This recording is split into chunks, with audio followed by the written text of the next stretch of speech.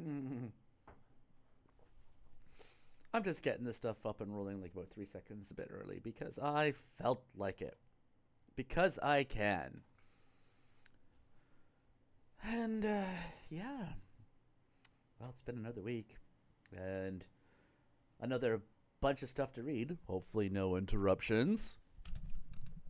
I'm so amused. Oh, lordy. It is the time of the time.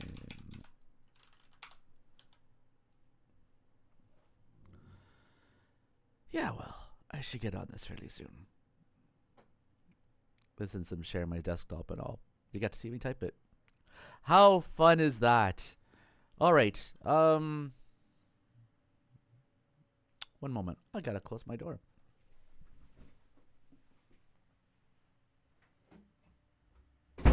Whoa! That was a bit too enthusiastic. That wasn't just closing, that was like slamming. Oh, Lord. Let me just, I'm gonna get distracted by this one stats window, I'm sure. So let's just hide that for now. It is what it is. Alright. I was on, well, it's book 2, chapter 16 of the qualities and conditions of Panurge. Panurge. Oh. Interested by this photo. Alright. Let's go down here. Panurge was of a middle stature, not too high nor too low, and had a somewhat aquiline nose, made like the handle of a razor.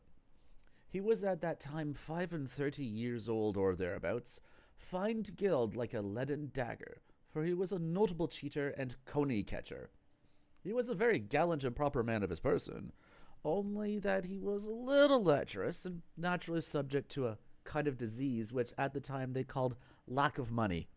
It is an incomparable grief, yet, notwithstanding, he had 63 tricks to come by it at his need, of which the most honourable and most ordinary was in manner of thieving, secret purloining, and filching. For he was a wicked lewd rogue, a cozener, drinker, roister, rover, and a very dissolute and debauched fellow, if there were any in Paris. Otherwise, and in all matters else, the best and most virtuous man in the world. And he was still contriving some plot and devising mischief against the sergeants and the watch. Yeah, I'm with you there, Ms. G. Lack of money is, in fact, a disease, and there is a cure, but unfortunately, people with the cure. Oh, whatever, blah, blah, blah, blah. Politics. Okay.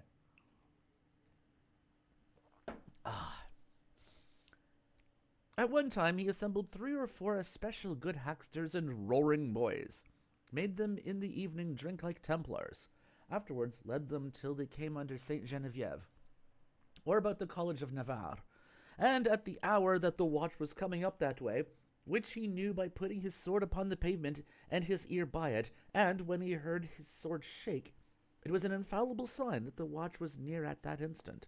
Then he and his companions took a tumbrel or dung cart, and gave it the brangle, hurling it with all their force down the hill, and so overthrew all the poor watchmen like pigs, and then ran away upon the other side, for in less than 2 days he knew all the streets, lanes, and turnings in Paris, as well as his Deus debt, whatever that is. At another time he made in some fair place, where the said watch was to pass, a train of gunpowder. Maybe he should have just sold the gunpowder, I don't know. And at the very instance that they went along, set fire to it, and then made himself sport to see what good grace they had in running away, thinking that St. Anthony's fire had caught them by the legs. As for the poor masters of arts, he did persecute them above all others. When he encountered with any of them upon the street, he would never fail to put some trick or other upon them, sometimes putting the bit of a fried turd in their graduate hoods. Well, at other times, pinning on little foxtails or hare's ears behind them, or some other such roguish prank. One that they were appointed all to meet in the Fodder Street, Sorbonne, he made a Borbanessa tart, or filthy and slovenly compound, made of store of garlic, of asphatida, of castoreum, of dog's turds very warm, which he steeped, tempered, and liquefied into the corrupt matter of pocky boils and pestiferous botches, and very early in the morning therewith anointed all the pavement in such that the devil could not have endured it, which made all these good people there to lay up their gorges and vomit what was upon their stomachs before all the world, as if they had flayed the fox, and 10 or 12 of them died of the plague, 14 became lepers, 18 grew lousy, and about 27 had the pox, but he did not care a button for it. He commonly carried a whip under his gown, wherewith he whipped without remission the pages whom he found carrying wine to their masters, to make them mend their pace. In his coat he had above 26 little fobs and pockets always full, one with some lead water, and a little knife as sharp as a glover's needle, wherewith he used to cut purses. Another with some kind of bitter stuff, which he threw into the eyes of those he met. Another with clot burrs, penned with little geese or capon's feathers, which he cast upon the gowns and caps of honest people, and often made them fair horns, which they wore about all the city, sometimes all their life. Very often, also upon the women's French hoods, he would stick in the hind part somewhat made in the shape of a man's member. Oh, what a merry jape that would be! In another he had a great many little horns full of fleas and lice, which he borrowed from the beggars of St. Innocent, and cast them with small canes or quills to write with into the necks of the daintiest gentlewomen that he could find, yea, even in the church, for he never seated himself above in the choir, but always sat in the body of the church amongst the women, both at mass, at vespers, and at sermon. In another he used to have good store of hooks and buckles, wherewith he would couple men and women together that sat in company close to one another, but especially those that wore gowns of crimson taffeties, that, when they were about to go away, they might rend all their gowns. This guy sounds like a prick. I'm talking like a full Rich Hall prick. He's a prick. All right. What other prickeries did this guy get up to? In another, he had a squib, furnished with tinder, matches, stones to strike fire, and all other tackling necessary for it. In another, 2 or 3 burning glasses, wherewith he made both women and men sometimes mad, and in the church put them quite out of countenance, for he said that there was but an antistrophe, whatever, or little more difference than of a literal inversion, between a woman folle à la messe and molle à la fesse. That's clever in French. That is, foolish at the mass and of a pliant buttock. Yeah, this is the multilingual troll fellow. He's the one where Pantagruel went, man, this guy looks amazingly noble, and I'm completely in awe, and I want him to be, like, a member of my close crew. I must have him be my best friend right away. And turns out he's a prick. It's still good, though. Folle à la messe and molle à la fesse. Anyway, in another, he had a good deal of needles and thread, wherewith he did 1,000 little devilish pranks.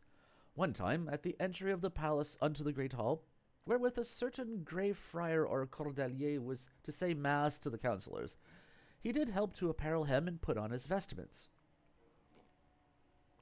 But in the accoutring of him, he sewed on his alb, surplice, or stole, to his gown and shirt, and then withdrew himself when the said lords of the court or councillors came to hear the said mass. But when it came to the ita missa est, that the poor frater would have laid by his stole or surplice, as the fashion was then, he plucked off withal both his frock and shirt, which were well sewed together, and thereby stripping himself up to the very shoulders, showed his belvedere to all the world, together with his Don Cipriano, which was no small one, as you may imagine. And the friar still kept hailing, but so much more did he discover himself and lay open his back parts, till one of the lords of the court said, How now? What's the matter? Will this fair father make us here an offering of his tail to kiss it? Nay, St. Anthony's fire kiss it for us! From thenceforth it was ordained that the poor fathers should never disrobe themselves any more before the world, but in their vestry room, or a sextry, as they call it, especially in the presence of women, lest it should tempt them to the sin of longing and disordinate desire. Then people then asked why it was the friars had so long and large genitories. The said Panurge resolved the problem very neatly, saying, that which make asses to have such great ears is that their dams did put no biggins on their heads, as Eliseo mentioneth in his suppositions. By the like reason, that which makes the genitories or generation tools of those so fair freighters so long is, that they wear no bottomed breeches, and therefore their jolly member, having no impediment, hangeth dangling at liberty as far as it can reach, with a wiggle-waggle down to their knees, as women carry their pasternotter beads, and the cause wherefore they have it so correspondingly great is, that in this constant wig-wagging the humours of the body descend into the said member. For, according to the legists, agitation and continual motion is the cause of attraction. I suspect it doesn't quite work that way for that reason, but what do I know? Item. He had another pocket full of itching powder, called stone alum, whereof he would cast some into the backs of those women whom he judged to be the most beautiful and stately, which did so ticklishly gall them that some would strip themselves in the open view of the world. This man is horrible. And others danced like a cock upon hot embers, or a drumstick on a tabor. Others, again, ran about the streets, and he would run after them. To such as were in the stripping vein, he would very civilly come to offer his attendance, and cover them with his cloak, like a courteous and very gracious man. Item. In another he had a little leather bottle full of old oil, wherewith, when he saw any man or woman in a rich new handsome suit, he would grease, smutch, and spoil all the best parts of it under colour and pretence of touching them, saying, This is good cloth, this is good satin, good taffeties. Madam, God gave you all that your noble heart desireth. You have a new suit, pretty sir, and you a new gown, sweet mistress. God give you joy of it, and maintain you in all prosperity. And with this would lay his hand upon their shoulder, at which touch such a villainous spot was left behind, so enormously engraven to perpetuity in the very soul, body, and reputation, that the devil himself could never have taken it away. Then upon his departing, he would say, Madam, take heed you do not fall, for there is a great filthy hole before you, whereinto if you put your foot you will quite spoil yourself. I think I hate this guy, actually. I mean, well, eat the rich, sure, but still. Another he had full of euphorbium, very finely pulverized. In that powder did he lay a fair handkerchief curiously wrought, which he had stolen from a pretty seamstress of the palace, in taking away a louse from off her bosom, which he had put there himself. And, when he came into the company of some good ladies, he would trifle them into a discourse of some fine workmanship of bone lace, and then immediately put his hand into their bosom, asking them, And this work, is it of Flanders, or of Hainaut? And then drew out his handkerchief, and said, Hold, look what work here is. It is of Foutignan, or of Fontarabia, and shaking it hard at their nose, made them sneeze for 4 hours without ceasing. In the meanwhile he would fart like a horse, and the women would laugh and say, How now, do you fart, Panurge? No, madam, said he, I do but tune my tail to the plain song of the music which you must make with your nose. In another he had a picklock, a pelican, a cramp iron, a crook, and some other iron tools, wherewith there was no door nor coffer which he could not pick open. He had another full of little cups, wherewith he played very artificially, for he had his fingers made to his hand, like those of Minerva or Arachne, and had therefore cried treacle. I don't get that. And when he charged a teston, carte de sou, or any other little piece of money, the changer had been more subtle than a fox if Panurge had not at every time made 5 or 6 souls, that is, some 6 or 7 pence, vanish away invisibly, openly and manifestly, without making any hurt or lesion, whereof the changer should have felt nothing but the wind. Yeah, this is Pantagruel's new friend, and he is a prick. Oh well. Chapter 17. How Panurge gained the pardons and married the old women, and of the suit in law which he had at Paris. Yeah, I'm just going back to the previous chapter. It's not, some of it is like, oh, what a merry jape, ha ha ha, but a lot of it is just prickery. Prick! Okay, anyway. One day I found Panurge very much out of countenance, melancholic and silent, which made me suspect that he had no money. Whereupon I said to him, Panurge, you are sick, and I do very well perceive by your physiognomy, and I know the disease. You have a flux in your purse, but take no care. I have 7 pence halfpenny that never saw father nor mother, which shall not be wanting, no more than the pox in your necessity. Whereunto he answered me, Well, well, for money one day I shall have but too much, for I have a philosopher's stone which attracts money out of men's purses as the adamant doth iron. But you will go with me to gain the pardons? Said he. By my faith, said I am no great pardon taker in this world. If I shall be any such in the other, I cannot tell. Yet let us go, in God's name. It is but 1 farthing more or less. But, said he, lend me then a farthing upon interest. No, no, said I will give it to you freely, and from my heart. Gratis vobis dominos, said he. So we went along, beginning at St. Gervais, and I got the pardons at the first box only, for in those matters very little contenteth me. Then did I say my small suffrages and the prayers of St. Bridget, but he gained them all at the boxes, and always gave money to every one of the pardoners. You know, you're right, Montress. What's the difference between farthing and a farting? And that's just 1 H. From thence we went to Our Lady's Church, to St. John's, to St. Anthony's, and so to the other churches. Incidentally, you missed a chapter where we revealed that Panurge is a great big prick, where there was a bank of pardons.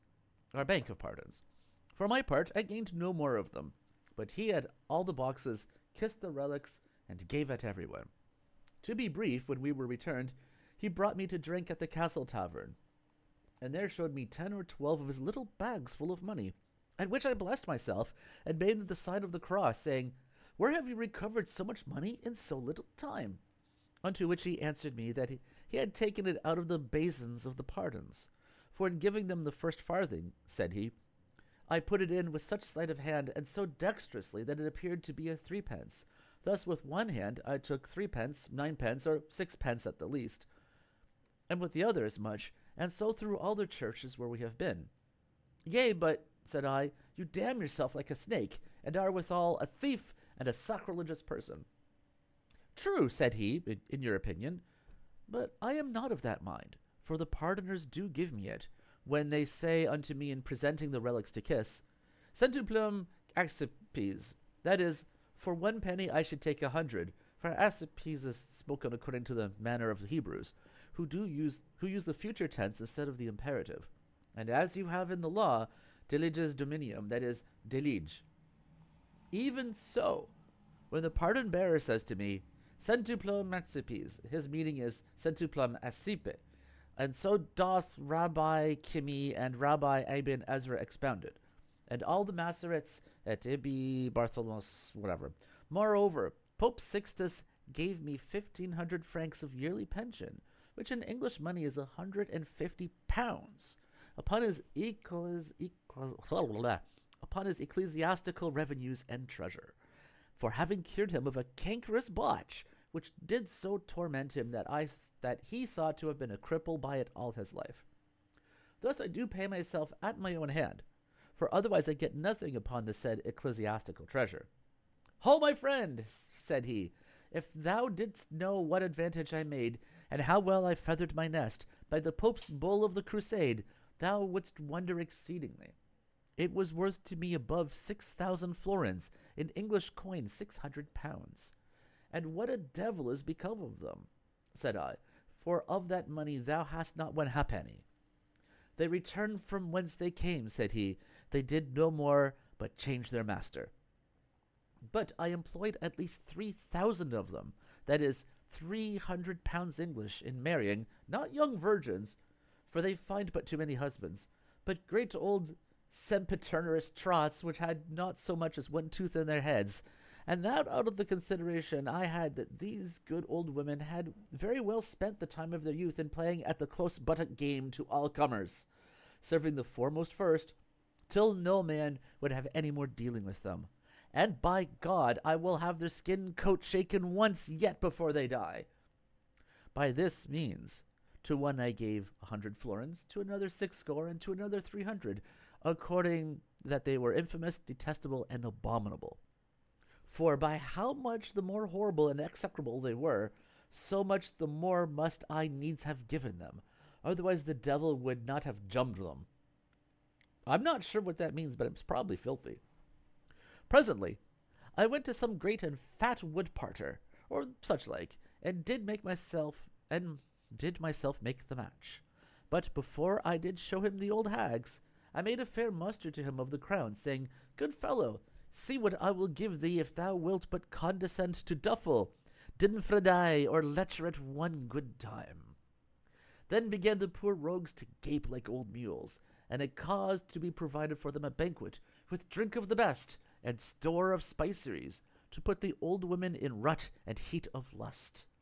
To be short, they occupied all, like good souls, only to those that were horribly ugly and ill-favored. I caused their head to be put within a bag, to hide their face. Yeah.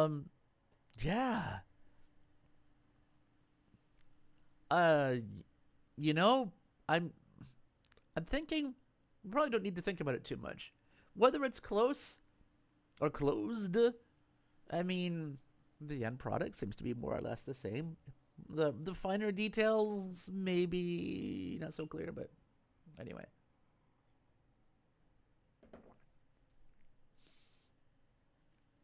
Okay, there we go. Kind of lost myself. I think he's trying to say that he basically, like, yeah, he steals from the church, but he makes up for it by getting ugly old ladies one last humpy hump, something like that. That's the best interpretation I've got right now. Besides all this, I have lost a great deal in suits of law. And what lawsuits couldst thou have, said I? Thou hast neither house nor lands.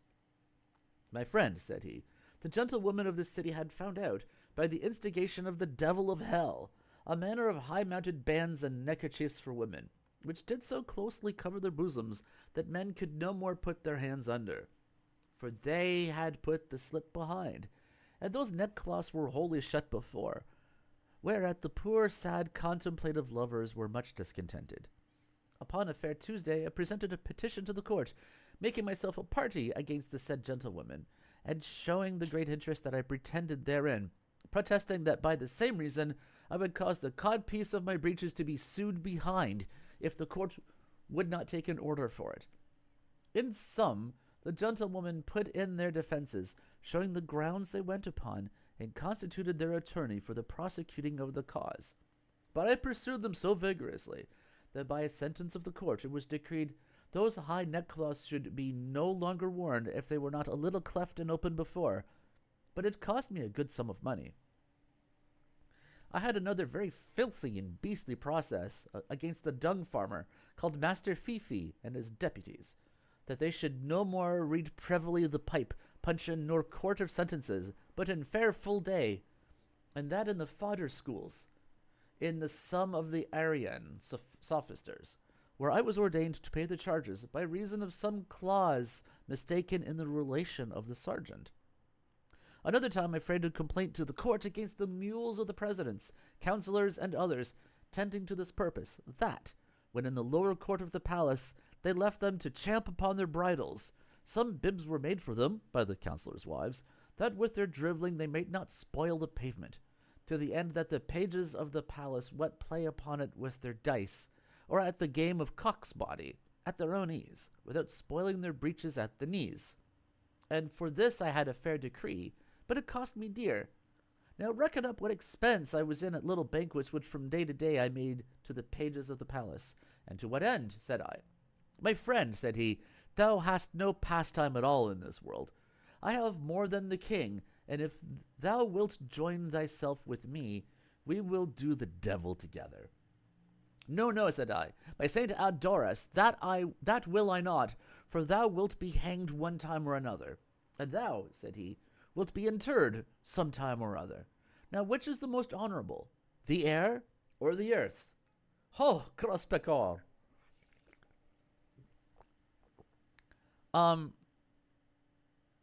Yeah, he literally sued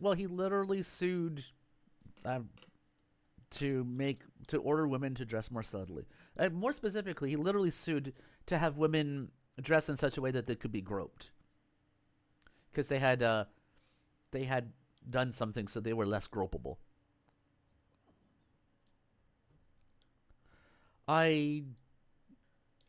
I feel like this echoes a little bit the early stuff of Gargantua, who got sent off to do a bunch of fine learning and instead just spent all his time playing games.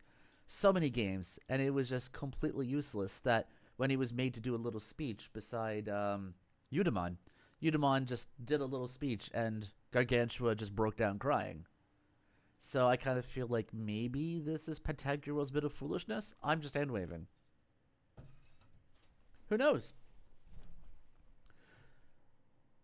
Whilst the pages are at their banqueting, I keep their mules, and to someone I cut the stirrup leather of the mounting side till it hang but by thin strap or thread, that when the great puff guts of the counsellor or some other hath taken his swing to get up, he may fall flat on his side like a pork, and so furnish the spectators with more than 100 francs worth of laughter.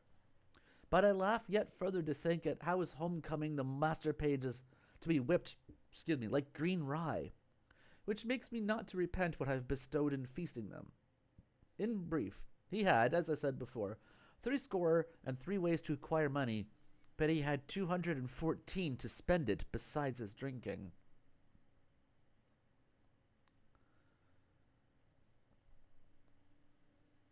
Wow. Montres, you just keep triggering all the... the spam filter is just absolutely no fun.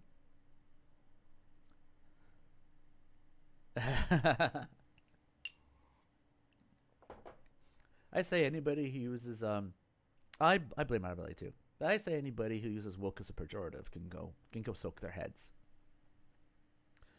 But as we discover new words that are being spam filtered, we can decide whether we keep them or not. So you're doing us all a favor. You're doing God's work. Book 2, chapter 18. How a great scholar of England would have argued against Pantagruel, and was overcome by Panurge. In that same time, a certain learned man named Thaumast, hearing the fame and renown of Pantagruel's incomparable knowledge, came out of his own country of England, with an intent only to see him, to try thereby and prove whether his knowledge in effect was so great as it was reported to be. In this resolution, being arrived at Paris, he went forthwith unto the house of the said Pantagruel, who was lodged in the palace of Saint Denis, and was then walking in the garden thereof with Panurge, philosophizing after the fashion of the Peripatetics. At his first entrance he startled, and was almost out of his wits for fear, seeing him so great and so tall. Then did he salute him courteously, as the manner is, and said unto him, Very true it is, saith Plato, the prince of philosophers, that if the image and knowledge of wisdom were corporeal and visible to the eyes of mortals, it would stir up all the world to admire her. Which we may the rather believe that the very bare report thereof, scattered in the air, as it happened to be received into the ears of men, who, for being studious and lovers of the virtuous things, are called philosophers, doth not suffer them to sleep nor rest in quiet, but so pricketh them up, and sets them on fire to run unto the place where the person is, in whom the said knowledge is said to have built her temple and uttered her oracles. It tells me, but I don't know if it tells other people. I don't think she's gonna get a strike just because she's bumped against the spam filter. That's up for us to decide. I think what happens is the messages don't go through until we approve them, and the thing's otherwise just pending. All right, blah blah blah blah. As it was manifestly shown unto us in the Queen of Sheba, who came from the utmost borders of the eastern Persian Sea, to see the order of Solomon's house and to hear his wisdom, in Anacharsis, who came out of Scythia, even unto Athens to see Solon, and Pythagoras, who travelled far to visit the memphitical vaticinators, in Plato, who went a great way off to see the magicians of Egypt, in Archytas of Tarentum, in Apollonius Tyaneus, that guy, who went as far as unto Mount Caucasus, passed along the Scythians, the Massagetes, the Indians, and sailed over the great river Fison, even to the Brahmins to see Hierarchus, and likewise unto Babylon, Chaldea, Media, Assyria, Parthia, Syria, Phoenicia, Arabia, Palestina, and Alexandria, even unto Ethiopia, to see the gymnosophists. The like example have we of Titus Livius, whom to see and hear diverse studious persons come to Rome from the confines of France and Spain. I dare not reckon myself in the number of those so excellent persons, but well would be called studious, and a lover, not only of learning, but of learned men also. And indeed, having heard the report of your so inestimable knowledge, I have left my country, my friends, my kindred, and my house, and am come thus far, valuing at nothing the length of the way, the tediousness of the sea, nor strangeness of the land, and that only to see you, and to confer with you about some passages in philosophy, of geomancy, and of the Kabbalistic art, whereof I am doubtful and cannot satisfy my mind, which if you can resolve, I yield myself unto you for a slave henceforward, together with all my posterity. For other gift I have none that I can esteem a recompense sufficient for so great a favor. I will reduce them into writing, and tomorrow publish them to all the learned men in the city, that we may dispute publicly before them.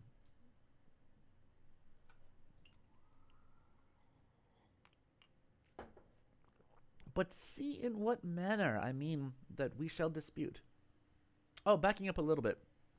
I think you can actually, I think there might be some kind of list of, there's a blacklist I think you can download and just automatically drop that in. So if some people are notorious for being trolls, then you can just sort of head them off at the pass. But I haven't bothered. It's not like I'm really bustling with traffic. You know, if it should come to pass, then we'll worry about it then.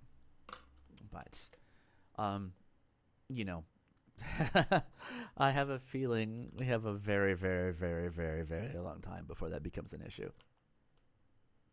Oh no, there's there's a default blacklist of terms, but there is available a blacklist of individuals to block.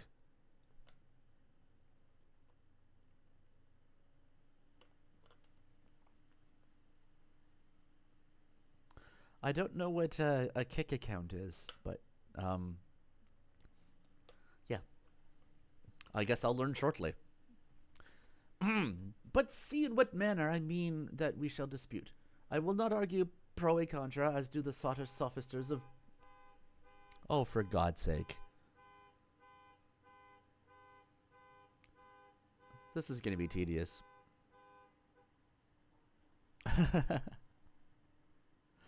Thanks for telling me. All right. Yeah, yeah. Thank you, but no. I'm not interested. Okay, likewise, I will not dispute after the manner of the academics by declamation, nor yet by numbers, as Pythagoras was wont to do, and as Picus de la Mirandula did of late at Rome.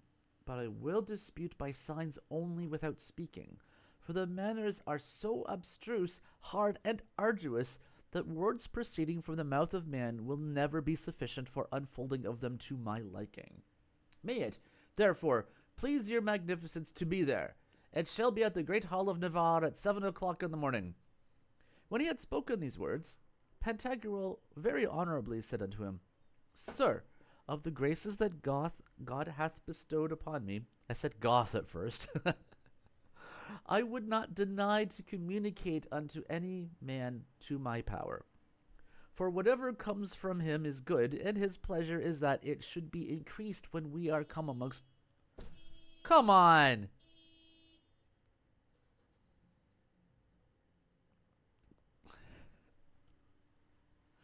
Okay, where was... And it is his pleasure. And his pleasure is that it should be increased when we come amongst men worthy and fit to receive the celestial manna of honest literature. In which number, because that in this time, as I do already very plainly perceive, thou holdest the first rank. I give thee notice that at all hours thou shalt find me ready to condescend to every one of thy requests, according to my poor ability, although I ought rather to learn of thee than thou of me. But as thou hast protested, we will confer of these doubts together, and will seek out the resolution, even unto the bottom of that undrainable well, where Heraclitus says the truth lies hidden. And I do highly commend the manner of arguing which thou hast proposed, to wit, by signs without speaking. For by this means thou and I shall understand one another well enough, and yet shall be free from this clapping of hands, which these blockish sophisters make when any of the arguers hath gotten the better of the argument. Now, tomorrow, I will not fail to meet thee at the place and hour that thou hast appointed, but let me entreat thee that there be not any strife or uproar between us, and that we seek not the honor and applause of men, but the truth only. To which Thalmast answered, The Lord God maintain you in his favor and grace, and instead of my thankfulness to you, pour down his blessings upon you, that for your highness and magnificent greatness hath not disdained to descend to the grant of the request of my poor baseness.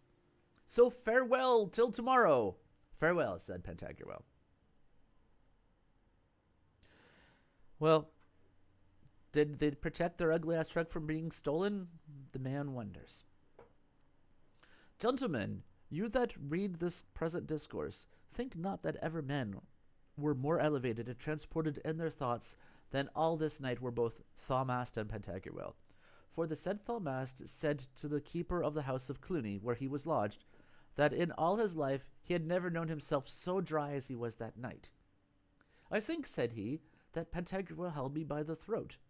Give order, I pray you, that we may have some drink, and see that some fresh water be brought to us, to gargle my palate. On the other side, Pantagruel stretched his wits as high as he could, entering into very deep and serious meditations, and did nothing all that night but dote upon and turn over the book of Beda to Numerus et Signis, Plote's book de Bilibus, whatever, the book of Proclus de Magia, the book of Artemidorus Perionikritikon, of Anaxagoras, Perezamaeon, Denarius Periaphaton, the books of Philiston, Hipponax, blah blah blah, and a rabble of others, so long that Panurge said unto him, My lord, get these people playing music out of the parking lot. That's what he said. I don't know if that's audible in the microphone or not. I don't want to have to close my window just yet, but this is getting really annoying. My lord, leave all these thoughts and go to bed, for I perceive your spirits to be so troubled by a too intensive bending of them, that you may easily fall into some quotidian fever with this so excessive thinking and plotting. But, having first drunk 25 or 30 good draughts, retire yourself, and sleep your fill, for in the morning I will argue against and answer my master the Englishman, and if I drive him not ad metam non loci, then call me knave. Yea, but, said he, my friend Panurge, he is marvelously learned. How wilt thou be able to answer him? Very well, answered Panurge. I pray you talk no more of it, but let me alone. Is any man so learned as the devils are? No, indeed, said Pantagruel, without God's especial grace. Yet, for all that, said Panurge, I have argued against them, gravelled and blanked them in disputation, and laid them so squat upon their tails that have made them look like monkeys. Therefore be assured that tomorrow I will make this vainglorious Englishman to skite vinegar before all the world. Yikes! So Panurge spent the night with tippling amongst the pages, and played away all the points of his breeches at primus secundus and at peck point, in French called la vergette. Yet, when the condescended on time was come, he failed not to conduct his master Pantagruel to the appointed place, unto which, believe me, there was neither great nor small in Paris, but came, thinking with themselves that this devilish Pantagruel, who had overthrown and vanquished in dispute all those doting fresh-water sophisters, would now get full payment and be tickled to some purpose. For this Englishman is a terrible bustler and horrible coil-keeper. We shall see who will be conqueror, for he never met with his match before. They kind of do. Yeah, I mean, I do have that fan, and I'm going to have to... But seriously, can you hear that music in the microphone? Because I can ignore it, but I just don't want it to be on the record.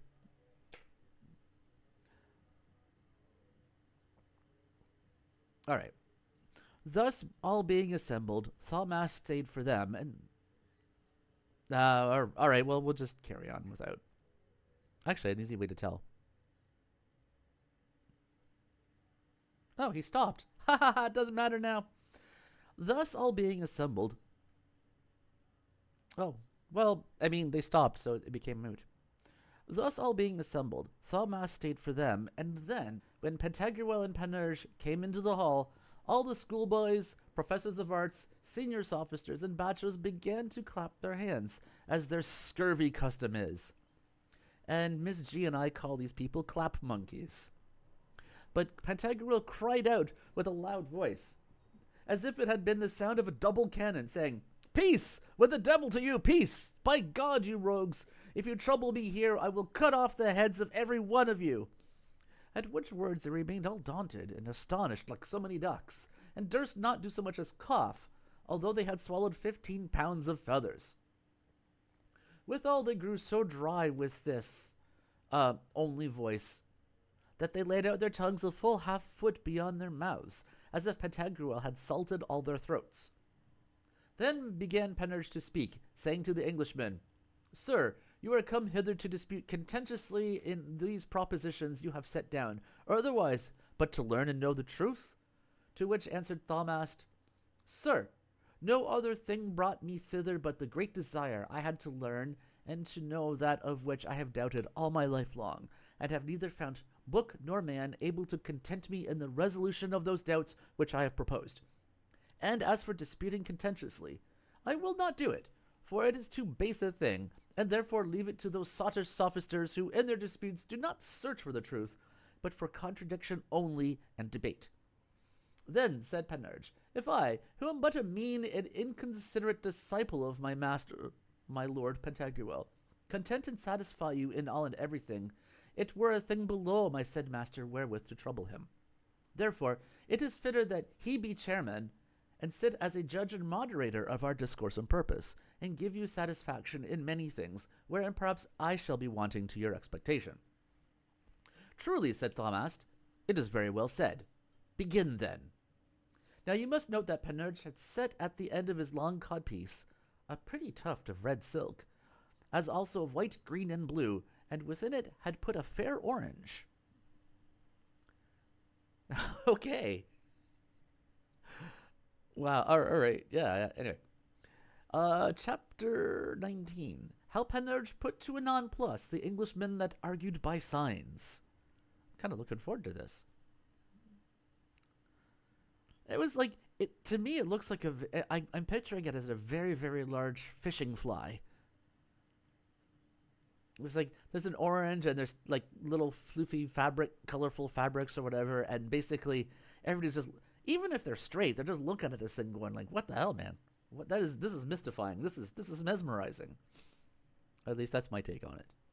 I mean, if somebody came up to debate me and they're wearing this 3-foot codpiece with an orange on the end of it, I'm like, yeah, you win. Everybody then taking heed and hearkening with great silence, the Englishman lift up on high into his air his 2 hands severally, clenching in all the tops of his fingers together, after the manner which, à la chinoise, they call the hen's arse, and struck the one hand on the other by the nails 4 several times. Then he, opening them, struck the one with the flat of the other till it yielded a clashing noise, and that only once. Again, in joining them as before, he struck twice, and afterwards 4 times in opening them. Then did he lay them joined, and extended the one toward the other, as if he had been devoutly to send his prayers unto God. Panurge suddenly lifted up in the air his right hand, and put the thumb thereof into the nostril of the same side, holding his forefinger straight out, and closely ordered in a parallel to the point of his nose, shutting the left eye wholly, and making the other wink with a profound depression of the eyebrows and eyelids. He just did a New York flute, is what this guy did. Then he lifted up his left hand, with hard wringing and stretching forth his forefingers and elevating his thumb, which he held in a line directly correspondent to the situation of his right hand, with a distance of 1.5 cubits between them. He's doing a 2-handed New York flute. This done, in the same form, he abased toward the ground about the one and the other hand. Lastly, he held them in the middle, as aiming right at the Englishman's nose. And if Mercury, said the Englishman. Then Panurge interrupted and said, You have spoken, mask.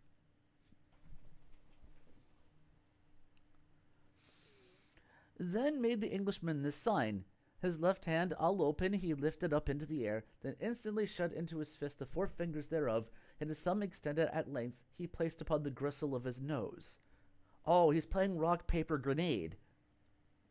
Presently, after, he lifted his right hand all open, abased and bent it downward, putting the thumb thereof in the very place where the little finger of the left hand did close in the fist, and the 4 right fingers he softly moved in the air. Then contrarily he did with the right hand what he had done with the left, and with the left what he had done with the right. You lost me here. Panurge, being not a whit amazed at this, drew out into the air his tramegist codpiece with the left hand, and with the right drew forth a truncheon of a white ox rib, and 2 pieces of wood of a like form, one of black ebony, and the other of incarnation Brazil, and put them betwixt the fingers of that hand in good symmetry. Then, knocking them together, made such a noise as the lepers of Brittany used to do with their clappering clickets, yet better resounding and far more harmonious, and with his tongue contracted in his mouth did very merrily warble it, always looking fixedly upon the Englishman. The divines, physicians, and chirurgeons that were there thought by this sign he would have inferred that the Englishman was a leper. The counsellors, lawyers, and Tacretalists conceived that by doing this he would have concluded some sort of mortal felicity to consist in leprosy, as the Lord maintained heretofore. The Englishman for all this was nothing daunted. Oh, that didn't quite work. But holding up his 2 hands in the air, cupped them in such a form that he closed the 3 master fingers in his fist, and passing his thumbs through the indical or foremost and middle fingers, his auriculary or little fingers remained extended and stretched outwards, and so presented he them to Panurge. Then joined he them so that the right thumb touched the left, and the left little finger touched the right. Ah, he's done kind of a Merkel diamond of a sort. Hereat Panurge, without speaking one word, lifted up his hands and made this sign. He put the nails of the forefinger of his left hand to the nail of the thumb of the same, and making in the middle of the distance as if it were a buckle, and of his right hand shut up all the fingers into his fist, except the forefinger, which he often thrust in and out through the 2 others of the left hand. Oh. Then he stretched out the forefinger and the middle finger or medical of the right hand, holding them asunder as much as he could, and thrusting them towards Thalmost.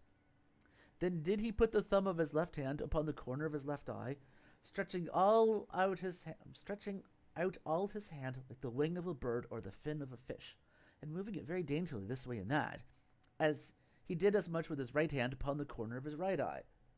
Oh, he's doing antlers now. Thalmost then began to wax somewhat pale and to tremble, and made him this sign. With the middle finger of his right hand, he struck against the palm or pulp which is under the thumb.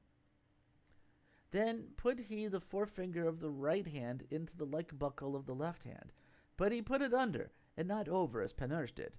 Then Panurge knocked one hand against another, and blowed in his palm, and he put again the forefinger of his right hand into the overture or mouth of the left, pulling it often in and out. I think he's doing something lewd. Then held he out his chin, most intentively looking upon Thalmast. The people there, which understood nothing in the other signs, knew very well therein that he demanded, without speaking a word to Thalmast, "What do you mean by that?"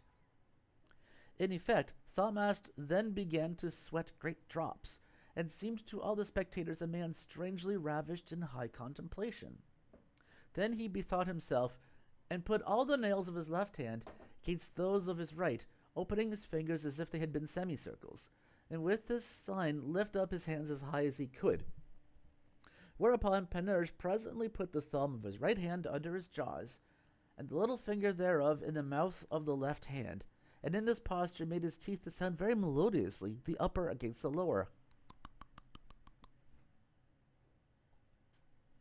With this Thalmast, with great toil and vexation of spirit, rose up, but in rising let a great baker's fart. For the bran came after, and pissing withal a very strong vinegar, stunk like all the devils in hell. The company began to stop their noses, for he had conskited himself with the mere anguish and perplexity. No. Then lifted he up his right hand, clenching it in such a sort that he brought the ends of all his fingers to meet together, and his left hand he laid flat upon his breast. Whereat Panurge drew out his long codpiece with his tuff, and stretched it forth a cubit and a half, holding it in the air with his right hand, and with his left took out his orange, and casting it up into the air 7 times, at the 8th he hid it in the fist of his right hand, holding it steadily up on high, and then began to shake his fair codpiece, showing it to Thalmast. What the? He's doing that STF, whatever that song was, that song about shaking it. You know what I mean? Anyway. After that, Thalmast began to puff up his 2 cheeks like a player on a bagpipe, and blew it as if he had been to puff up a pig's bladder. Whereupon Panurge put 1 finger of his left hand in his Whereas Panurge put 1 finger of his left hand in his knockandro, by some called St. Patrick's hole, and with his mouth sucked in the air, in such a manner as when one eats oysters in the shell, or when we sup up our broth. This done, he opened his mouth somewhat, and struck his right hand flat upon it, therewith making a great and deep sound, as if it came from the superficies of the midriff through the trachea. It's like or the pipe of the lungs, and this he did for 16 times, but Thalmast did always keep blowing like a goose. Then Panurge put the forefinger of his right hand into his mouth, pressing it very hard to the muscles thereof, and he drew it out, and withal made a great noise, and it should go pop, as when the little boys shoot pellets out of the pot cannons made of the hollow sticks of the branch of an elder tree, and he did it 9 times.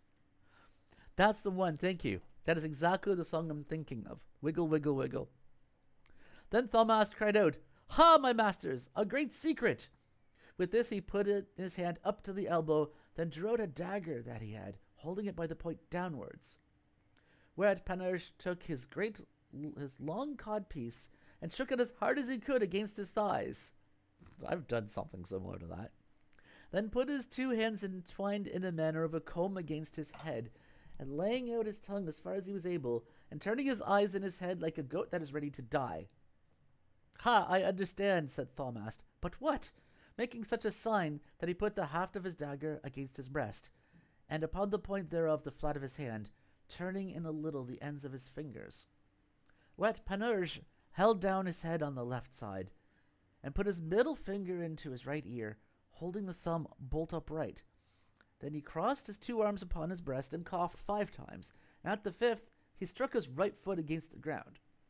Then he lifted up his left arm, and closing all his fingers into his fist, held his thumb against his forehead, striking with his right hand 6 times against his breast. But Thalmast, as not content thereof, put the thumb of his left hand upon the top of his nose, shutting the rest of his said hand. Whereupon Panurge set his 2 master fingers upon each side of his mouth, drawing it as much as he was able, and widening it so that he showed all his teeth. And with his 2 thumbs plucked down his eyelids very low, making therewith a very ill-favoured countenance, as it seemed to the company. What a debate this was. I've been trying to do the gestures, so I have like some idea of what's going on, and even still, I'm kind of losing part of it. But that last one I understand. That's just the. And the one beforehand, I think he was doing some kind of coxcomb thing. Chapter 20. How Thalmast relateth the virtues and knowledge of Panurge. Then Panurge rose up, and putting off his cap, did very kindly thank the said Panurge. What? And with a loud voice said unto all the people that were there, My lords, gentlemen, and others, at this time may I to some good purpose speak that evangelical world. Ecce plus quantum Solomon hic. You have here in your presence an incomparable treasure, that is my lord Pantagruel, whose great renown hath brought me hither, out of the very heart of England, to confer with him about the insoluble problems, both in magic, alchemy, the cabal, geomancy, astrology, and philosophy, which I had in my mind. But at present I am angry even with fame itself, which I think was envious to him, for that it did not declare the 1,000th part of the worth that is indeed in him. You have seen how his disciple hath satisfied me. You have seen how his disciple only hath satisfied me, and hath told me more than I asked of him. Besides, he hath opened unto me, and resolved other inestimable doubts, wherein I can assure you that he hath to me discovered the very true well, fountain and abyss of the encyclopedia of learning, yea, in such a sort that I did not think I should have ever found a man that could have made his skill appear in so much as the first elements of that concerning which we disputed by signs, and without speaking either word nor half word. But, in fine, I will reduce into writing that which we had said and concluded, that the world may not take them to be fooleries, and will thereafter cause them to be printed, that everyone may learn as I have done. Judge then what the master hath been able to say, seeing the disciple hath done so valiantly. For non est disciplus super magistrum. Howsoever, God be praised, and I do very humbly thank you for the honor that you have done us at this act. God reward you for it eternally. The like thanks gave Pantagruel to all the company. And going from thence, he carried Thalmast to dinner with him, and believed that they drank as much as their skins could hold, or, as the phrase is, with unbuttoned bellies, for in that age they made fast their bellies with buttons, as we do now the collars of our doublets or jerkins, even till they neither knew where they were nor whence they came. Blessed lady, how they did carouse it, and pluck, as we say, at the kid's leather, and flagons to trot, they to toot, draw, give, page, some wine here, reach thither, fill with the devil, so. There was not one but did drink 25 or 30 pipes. Can you tell how? Even sicut terra sine aqua, for the weather was hot, and besides that they were very dry.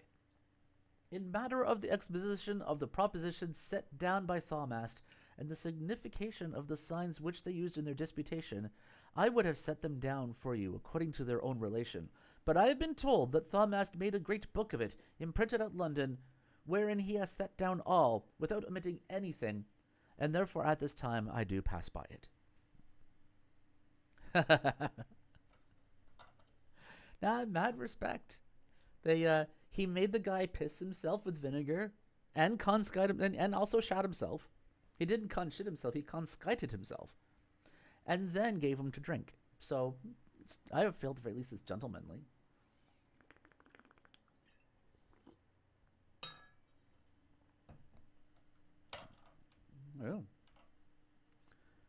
Oh. Chapter 21. How Panurge was in love with a lady of Paris. Ooh la la.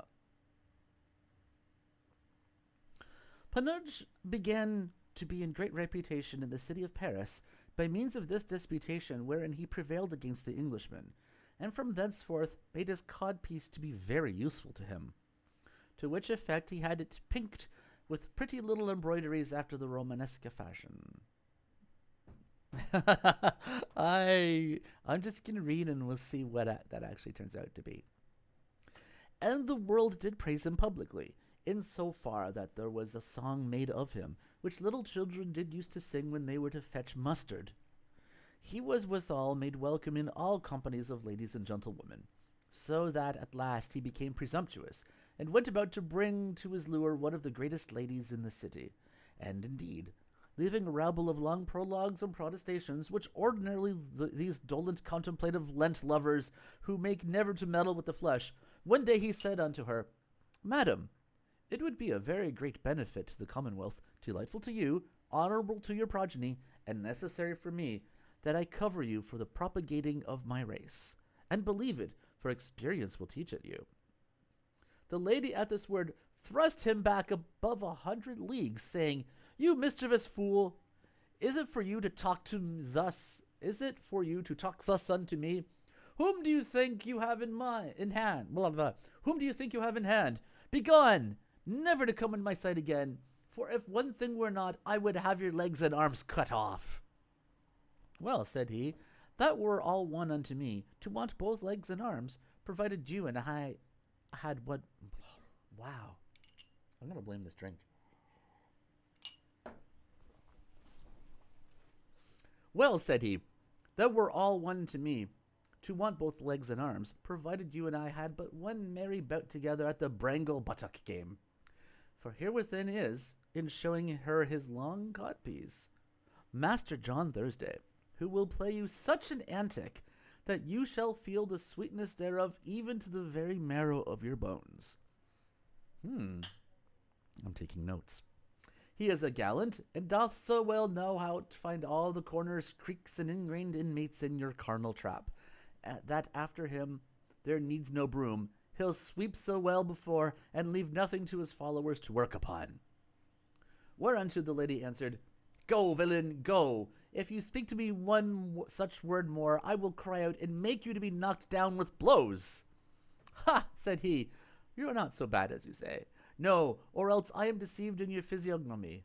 For sooner shall the earth mount up unto the heavens, and the highest heavens descend unto the hells, and all the course of nature be quite perverted, than that in so great beauty and neatness as in you is there should be one drop of gall or malice. They say, indeed, that hardly shall a man ever see a fair woman that is also not stubborn. Nice. Yet that is spoke only of those vulgar beauties, but yours is so excellent, so singular, and so heavenly, that I believe nature hath given it you as a paragon and masterpiece of her art, to make us known what she can do when she will employ all her skill and all her power. There is nothing new but honey, but sugar, but a sweet and celestial manna. To you it was to whom Paris ought to have adjudged the golden apple, not to Venus, no, nor to Juno, nor to Minerva, for never was there such magnificence in Juno, so much wisdom in Minerva, nor such comeliness in Venus as there is in you. O heavenly gods and goddesses, how happy shall that man be to whom you will grant the favor to embrace her, to kiss her, and to rub his bacon with hers. Oh, that's sexy. By God, that shall be I know it well, for she loves me already, her bellyful, I am sure of it, and so was I predestined to it by the fairies. And therefore that we lose no time, put on, thrust out your gammons, and would have embraced her, but she made as if he would put out her head at the window to call her neighbors for help. Then Panurge on a sudden ran out, and in his running away said, Madam, stay here till I come again. I will go call them myself. Do not you take so much pains. Thus went he away, not much caring for the repulse that he got, nor made he any whit the worse cheer for it. The next day he came to the church at the time she went to mass. At the door he gave her some of the holy water, bowing himself very low before her. Afterwards he kneeled down by her very familiarly, and said unto her, Madam, know that I am very amorous of you, that I can neither piss nor dung for love. I do not know, lady, what you mean, but if I should take any hurt by it, how much you would be to blame. Go, said she, go, I do not care, let me alone to say my prayers. Ay, but, said he, equivocate upon this. A beau, mon le vicomte, or to fair mount the prick cunts? I cannot, said she. It is, said he, a beau con le vie monte, or a fair cunt the prick mounts. And upon this, pray to God to give you that which your noble heart desireth, and I pray you give me those paternosters. Take them, said she, and trouble me no longer. This done, she would have taken off her paternosters, which were made of a kind of yellow stone called cestrin, and adorned with great spots of gold. But Panurge nimbly drew out one of his knives, wherewith he cut them off very handsomely. And whilst he was going away to carry them to the broker's, he said to her, Will you have my knife? No, no, said she. But, said he, to the purpose, I am at your commandment, body and goods, tripes and bowels.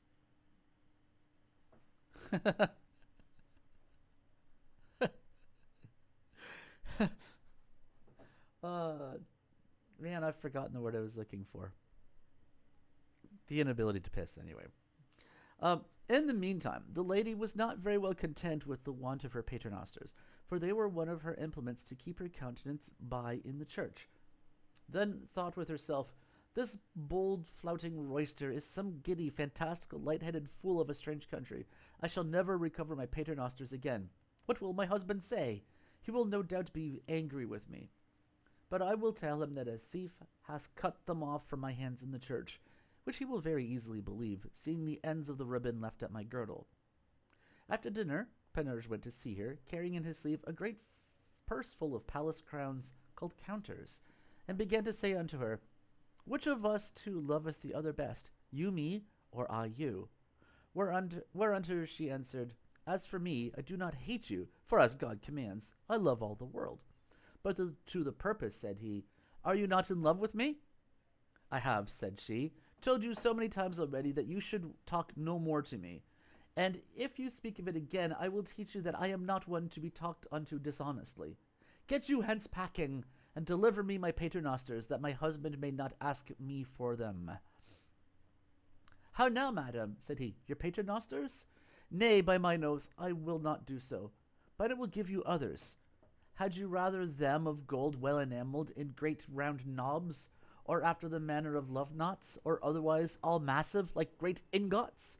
Or if you had rather have them of ebony, of jacinth, or of grained gold, with the marks of fine turquoises, or of fair topazes, marked with fine sapphires, or of Ballou rubies, with great marks of diamond of 8 and 20 squares.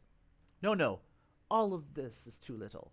I know a fair bracelet of fine emeralds, marked with spotted ambergris, and at the buckle a Persian pearl as big as an orange. It will not cost above 25,000 ducats. I will make you a present of it, for I have already coin enough. And withal he made a noise of it with his counters, as if they had been French crowns. Will you have a piece of velvet, either of the violet color, or of crimson dyed in grain, or a piece of broached or crimson satin? Will you have chains, golds, tablets, rings? You need no more but say, yes, so far as 50,000 ducats may reach. It is but as nothing to me. By the virtue of which words he made the water come in her mouth. No. But she said unto him, No, I thank you, I will have nothing of you. By God, said he, but I will have somewhat of you. Yet shall it be that which shall cost you nothing, neither shall you have a jot of the less when you have given it. Hold, showing his long codpiece. This is Master John Goodfellow, that asks for lodging. And with that he would have embraced her, but she began to cry out, yet not very loud. Then Panurge put off his counterfeit garb, changed his false visage, and said unto her, You will not then otherwise let me do a little? A turn for you! You do not deserve so much good, nor so much honor, but by God I will make the dogs ride you. And with this he ran away as fast as he could, for fear of blows, whereof he was naturally fearful. Did we ever have any doubt that this man was a prick? I mean, he's a prick. Yeah. And I don't know if, I mean, in the previous session, Panurge had a 3-foot codpiece made for himself. So what did he call it? Good Lord. Master John Goodfellow is a small man in a large house. Yeah. What a name. Chapter 22.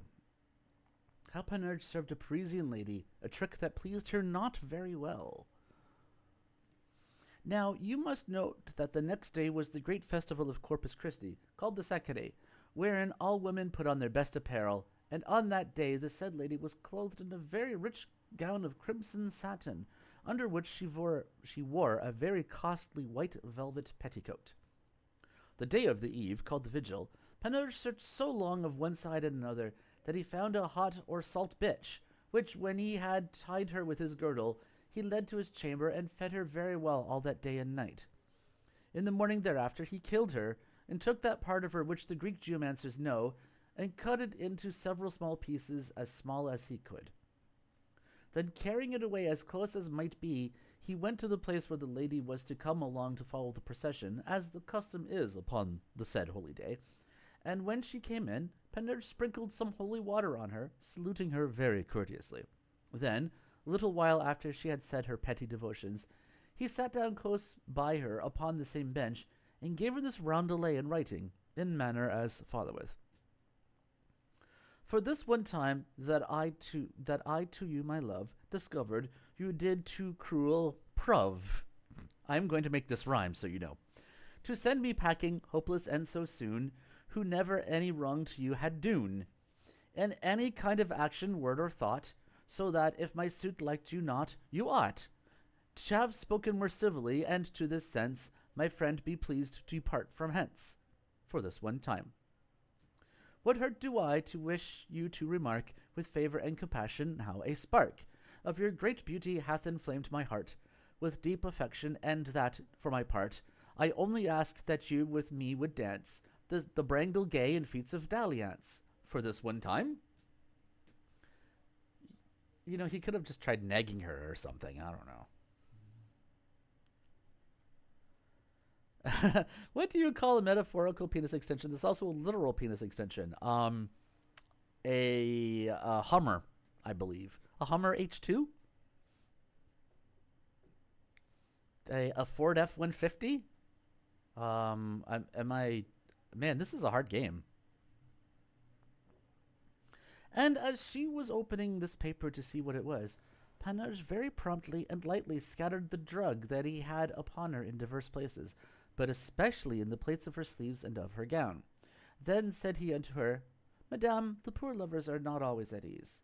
As for me, I hope that in those heavy nights, those pains and troubles, which I suffer for love of you, shall be a deduction to me of so much pain in purgatory. Yet, at the least, pray to God to give me patience in my misery. Panurge had no sooner spoke this, but all the dogs that were in the church came running to this lady, with the smell of the drugs that he had strewed upon her, both small and great, big and little, all came, laying out their member, smelling to her, and pissing everywhere upon her. It was the greatest villainy in the world. Panurge made the fashion of driving them away, then took his leave of her, and withdrew himself into some chapel or oratory of the said church to see the sport. For these villainous dogs did compass all her habillement, and left none of her attire unbesprinkled with their staling, insomuch that a tall greyhound pissed upon her head, others in her sleeves, others on her crupper piece, and the little ones pissed upon her patin. Yeah. Such that all the women that were round about her had much ado to save her. Whereat Panurge, very heartily laughing, said to one of the lords of the city, I believe that same lady is hot, or else that some greyhound hath covered her lately. And when he saw that all the dogs were flocking about her, yarring at the retardment of their access to her, and every way keeping such a coil with her as they are wont to do about a proud or salt bitch, he forthwith departed from thence, and went to call Pantagruel, not forgetting in his way alongst the streets through which he went, where he found any dogs to give them a bang with his foot, saying, Will you not go with your fellows to the wedding? Away hence, avant, avant, with the devil, avant. And being come home, he said to Pantagruel, Master, I pray you come and see all the dogs of the country, how they were assembled about a lady, the fairest in the city, and would duffle and line her. Whereunto Pantagruel willingly condescended, and saw the mystery, which he found very pretty and strange. But the best was at the procession, in which were seen above 600,014 dogs about her, which did very much trouble and molest her.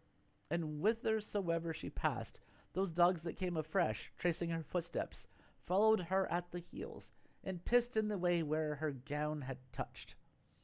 All the world stood gazing at this spectacle, considering the countenance of those dogs, who, leaping up, got about her neck and spoiled all her gorgeous accoutrements.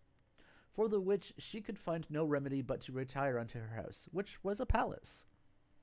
Thither she went, and the dogs after her. She ran to hide herself, but the chambermaids could not abstain from laughing.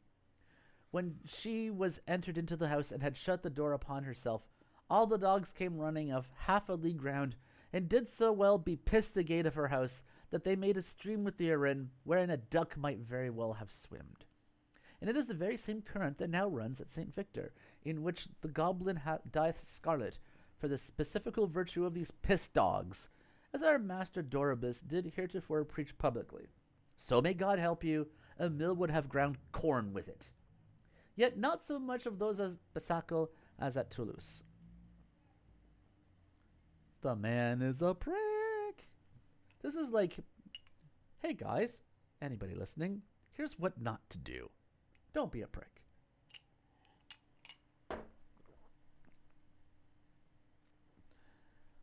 Chapter 23. How Pantagruel departed from Paris, hearing news that the Dipsodes had invaded the land of the Amoraux, and the cause wherefore the leagues are so short in France. A little while after, Pantagruel heard news that his father Gargantua had been translated into the land of fairies by Morgue, as heretofore were Ogier and Arthur, as also that the report of his translation being spread abroad, the Dipsodes had issued out beyond their borders, with inroads had wasted a great part of Utopia, and at that very time had besieged the great city of the Amoraux. Whereupon, departing from Paris, without bidding any man farewell, for the business required diligence, he came to Rouen.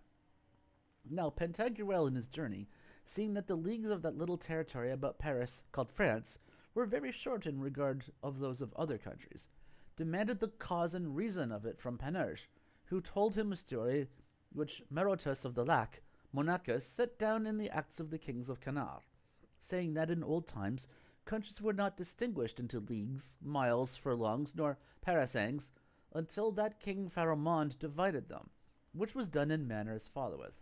The said king chose at Paris 100 fair, gallant, lusty, brisk young men, all resolute and bold adventurers in Cupid's duels, together with 100 comely, pretty, handsome, lovely, and well-complexioned wenches of Picardy, which he caused to be well entertained and highly fed for the space of 8 days.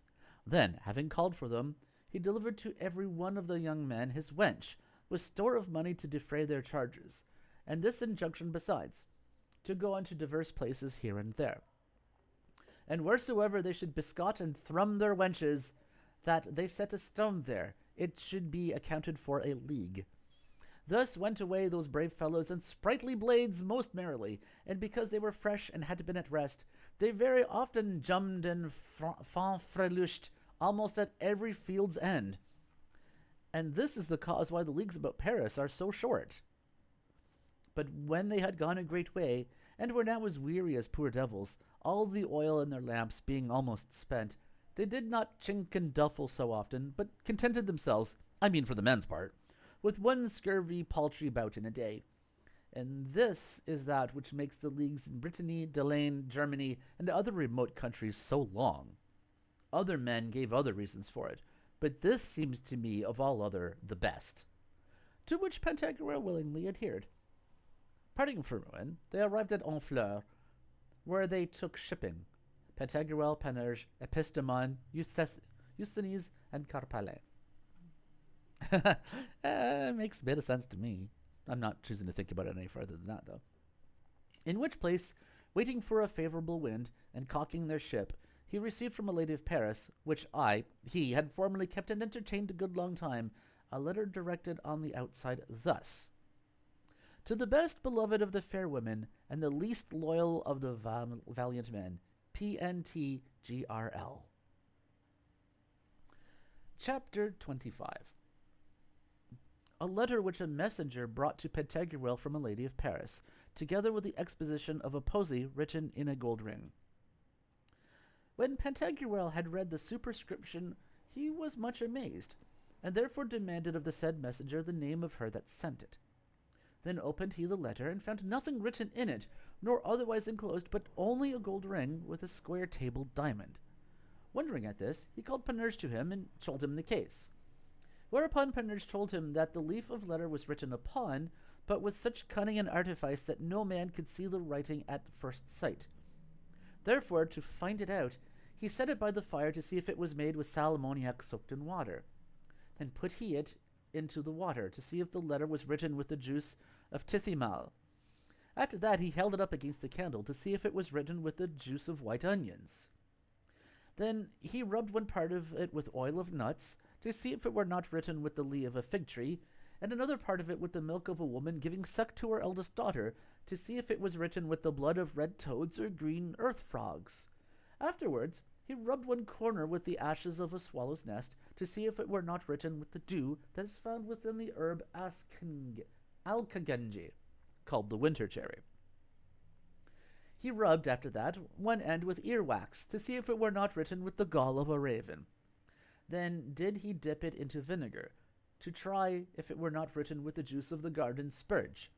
After that he greased it with the fat of a bat or flittermouse, to see if it was not written with the sperm of a whale, which some call ambergris. Then put it very fairly into a basin full of fresh water, and forthwith took it out, to see whether it were written with stone alum.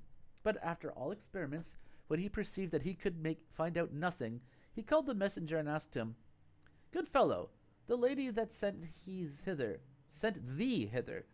did she not give thee a staff to bring with thee? Thinking that it had been according to the conceit whereof Aulus Gellius maketh mention. And the messenger answered him, No, sir. Then Panurge would have caused his head to be shaven, to see whether the lady had written upon his bald pate, with the hard lie whereof soap is made, that which she meant, but perceiving that his hair was very long, he forbore, considering that it could not have grown to so great a length in so short a time. Then said he to Pantagruel, Excuse me, Master, by the virtue of God, I cannot tell what to do nor say in it.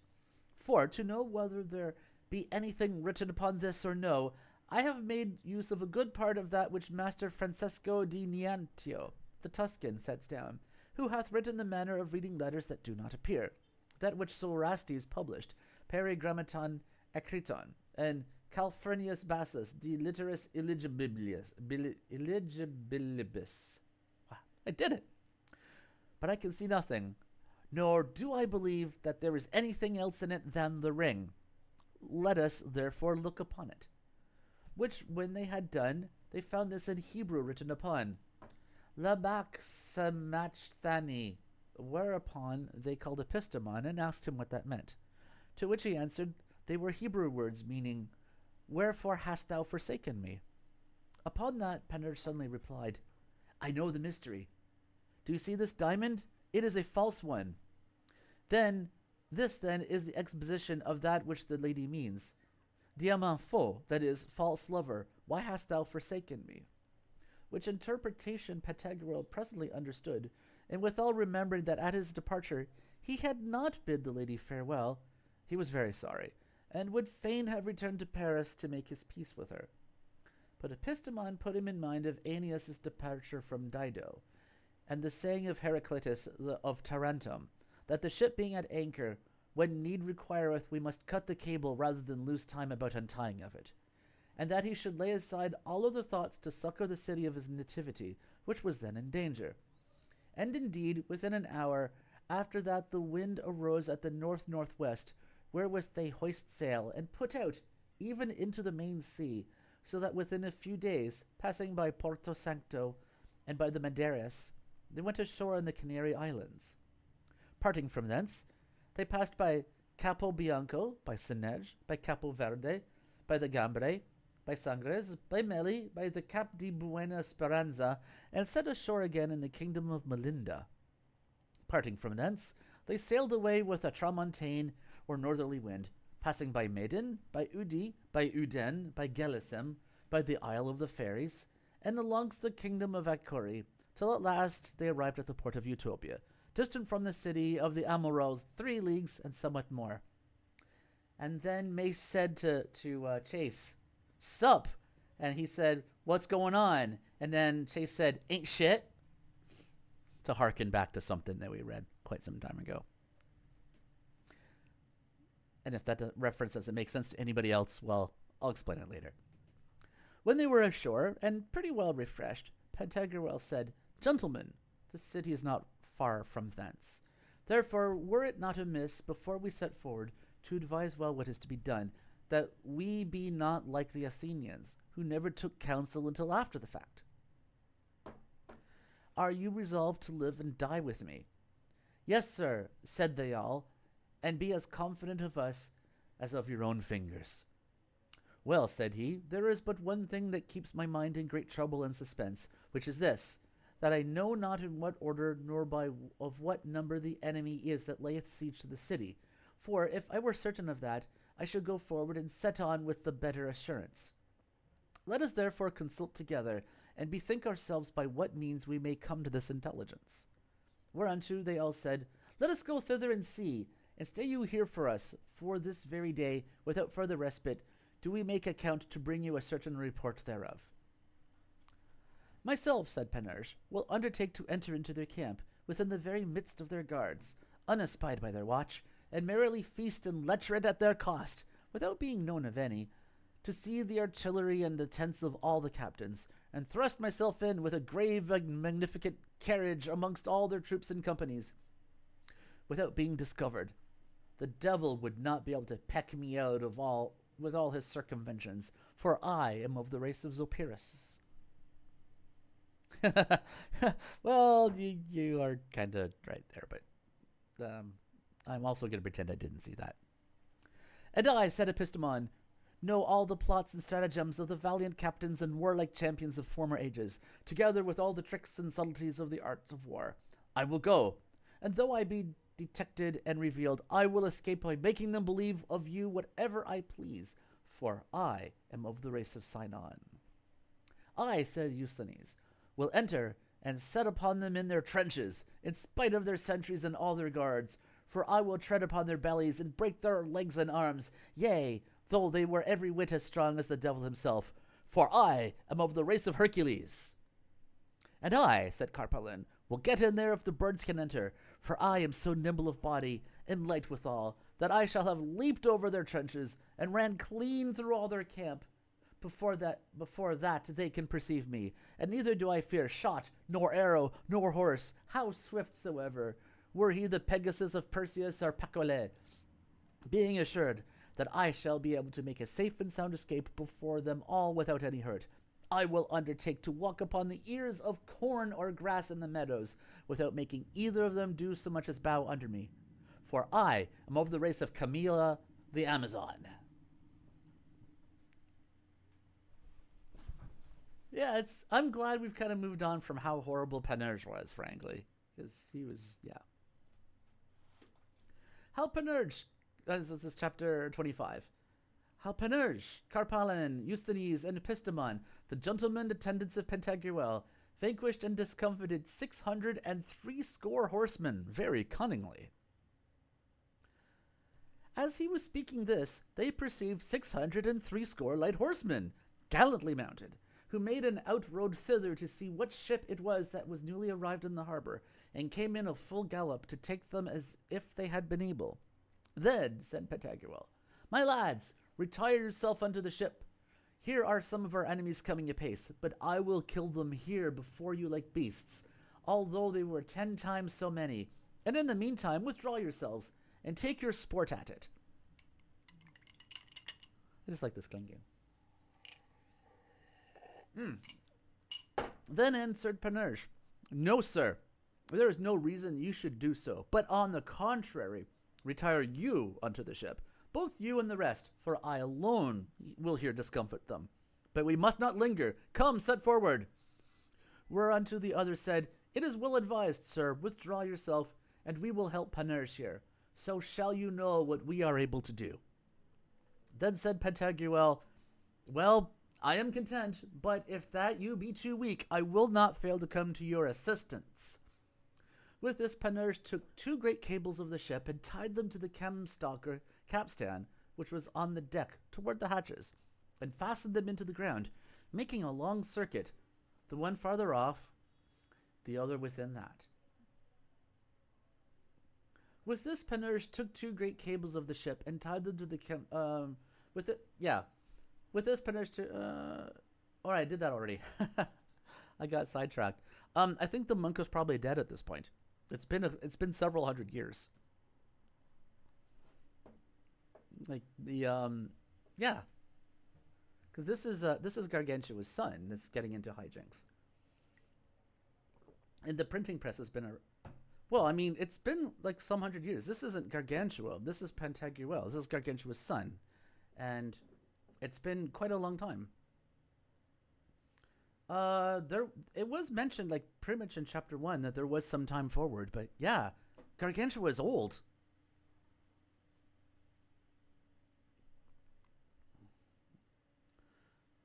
Then said he to Epistemon, Go aboard the ship, and when it give you a call, turn about the capstan upon the orlop diligently, drawing unto you the 2 cable ropes. And said he to Eusthenes and to Carpalin, My bullies, stay you here, and offer yourselves freely to your enemies. Do as they bid you, and make as if you would yield round about the compass of the courts.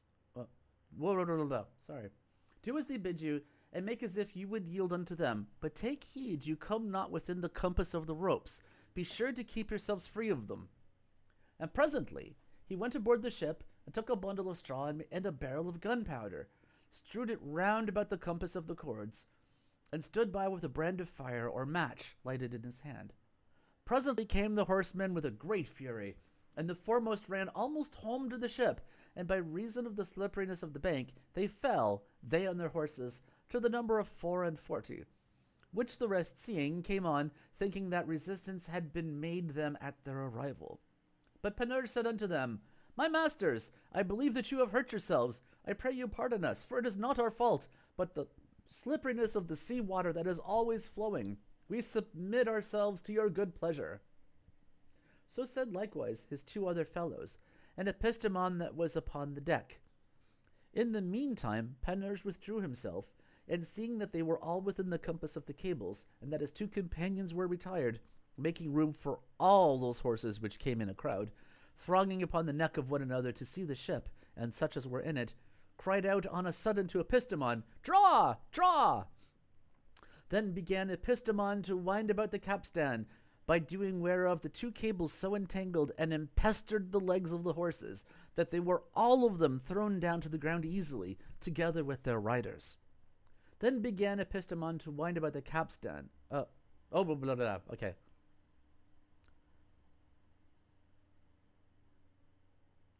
Okay,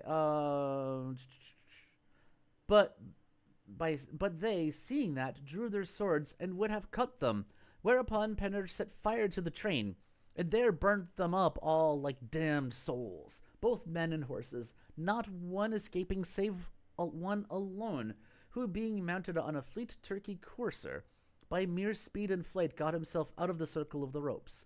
But when Carpalin perceived him, he ran after him with such nimbleness and celerity that he overtook him in less than 100 paces. Then, leaping close behind upon the crupper of his horse, clasped him in his arms and brought him back to the ship. This exploit being ended, Pantagruel was very jovial, and wondrously commended the industry of these gentlemen, whom he called his fellow soldiers, and made them refresh themselves and feed well and merrily upon the seashore, and drink heartily with their bellies upon the ground, and their prisoner with them, whom they admitted to that familiarity, only that the poor devil was somewhat afraid that Pantagruel would have eaten him up whole, which, considering the wideness of his mouth and the capacity of his throat, was no great matter for him to have done, for he could have done it as easily as you could eat a small comfit, he showing no more in his throat than would a grain of millet seed in the mouth of an ass. It wasn't. It was only like 6 score or something. It wasn't that many. How many was it? 603. So it was not even 1,000. It's only 600. Who cares? It's like, I don't know where I'm going with this. Chapter 26. How Pantagruel and his company were weary in eating still salt meats, and how Carpalin went a-hunting to have some venison.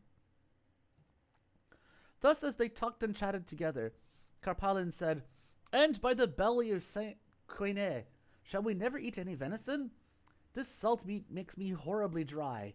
I will go fetch you a quarter of one of those horses which we have burnt. It is well roasted already." As he was rising up to go about it, he perceived under the side of the wood a fair great roebuck, which is coming out of his fort, as I conceive, at the sight of Panurge's fire. Him did he pursue and run after with as much vigor and swiftness as if it had been a bolt out of a crossbow, and caught him in a moment. And whilst he was in his course, he with his hands took in the air 4 great bustards, 7 bitterns, 26 grey partridges, 32 red-legged ones, 16 pheasants, 9 woodcocks, 19 herons, 32 cushats and ringdoves, and with his feet killed 10 or 12 hares and rabbits, which were then at relief and pretty big withal, 18 rails in a knot together, with 15 young wild boars, 2 little beavers, and 3 great foxes. So, striking the kid with his falchion athwart the head, he killed him, and bearing him on his back, he in his return took up his hares, rails, and young wild boars, and as far off as he could be heard, cried out and said, "Panurge, my friend, vinegar, vinegar!" Then the good Pantagruel, thinking he had fainted, commanded them to provide him some vinegar, but Panurge knew well that there was some good prey in hands, and forthwith showed unto noble Pantagruel how he was bearing upon his back a fair roebuck, and all his girdle bordered with hares. Then immediately did Epistopon make, in the name of the 9 muses, 9 antique wooden spits. Eusenes did help to flay, and Panurge placed 2 great cuirassier saddles in such sort that they served for andirons, and making their prisoner to be their cook, they roasted their venison by the fire, wherein the horsemen were burnt. And making great cheer with a great deal of vinegar, the devil a one of them did forbear from his victuals. It was a triumphant and incomparable spectacle to see how they ravened and devoured. Then said Pantagruel, "Would to God every one of you had 2 pairs of little anthem or sacring bells hanging at your chin, and that I had at mind the great clocks of Rennes, of Poitiers, of Tours, and of Cambrai, to see what appeal they would ring up with the wagging of our chaps." But, said Panurge, it were better we thought a little upon our business, and by what means we might get the upper hand of our enemies. This is well remembered, said Pantagruel. Therefore spoke he thus to the prisoner, "My friend, tell us here the truth, and do not lie to us, if thou wouldst not be flayed alive, for it is I that eat the little children. Relate unto us at full the order, the number, and the strength of the army." To which the prisoner answered, "Sir, know for a truth that in the army there are 300 giants, all armed with armor of proof, and wonderful great. Nevertheless, not so fully as great as you, except one that is their lead, named Loup-garou, who is armed from head to foot with cyclopical anvils. Furthermore, 163 foot, all armed with the skins of hobgoblins, strong and valiant men, 11,400 men at arms or cuirassiers, 3,600 double cannons, and arquebusiers without number, 14,000 pioneer, 150,000 houris, fair like goddesses." "That is for me," said Panurge. "Whereof some are Amazons, some Lyonnois, others Parisiens, Tourangelle, Angevin, Poivin, Normand, and High Dutch. There are of them of all countries and all languages." "Yea, but, Pantagruel, is the king there?" "Yes, sir," said the prisoner. "He is there in person, and we call him Anarchus, king of the Dipsodes, which is as much to say as thirsty people, for you never saw men more thirsty, nor more willing to drink, and his tent is guarded by the giants." It is enough, said Pantagruel. Come, brave boys, are you resolved to go with me? To which Panurge answered, God confound him that leaves you. I have already bethought myself how I will kill them all like pigs, so the devil one leg of them shall escape. And so the devil one leg of them shall escape. Wow, okay. But I am somewhat troubled about one thing. And what is that? Said Pantagruel. It is, said Panurge, how I shall be able to set forward to the justling and bragmardizing of all the whores that there be there this afternoon, and in such sort there escaped not one unbumped by me, breasted and jumped after the ordinary fashion of men and women in the Venetian conflict. Ha ha ha, said Pantagruel. He is very much a sex pest. He's kind of like, are there hot ladies there? Because I'm going to do them. And Carpolin said, the devil take these sinkholes, if by God I do not bumbaste some one of them. Then said Eustace, what? Shall I not have any, whose paces since we came from Rouen were never so well winded up as that my needle could mount to 10 or 11 o'clock, till now that I have it hard, stiff, and strong like 100 devils? Truly, said Panurge, thou shalt have of the fattest, and of those that are the most plump and in the best case. How now, said Epistemon, everyone shall ride, and I must lead the ass? The devil take him that will do so. We will make use of the right of war, qui potest caperis capatiat. No, no, said Panurge, but tie thine ass to a crook, and ride as the world doth.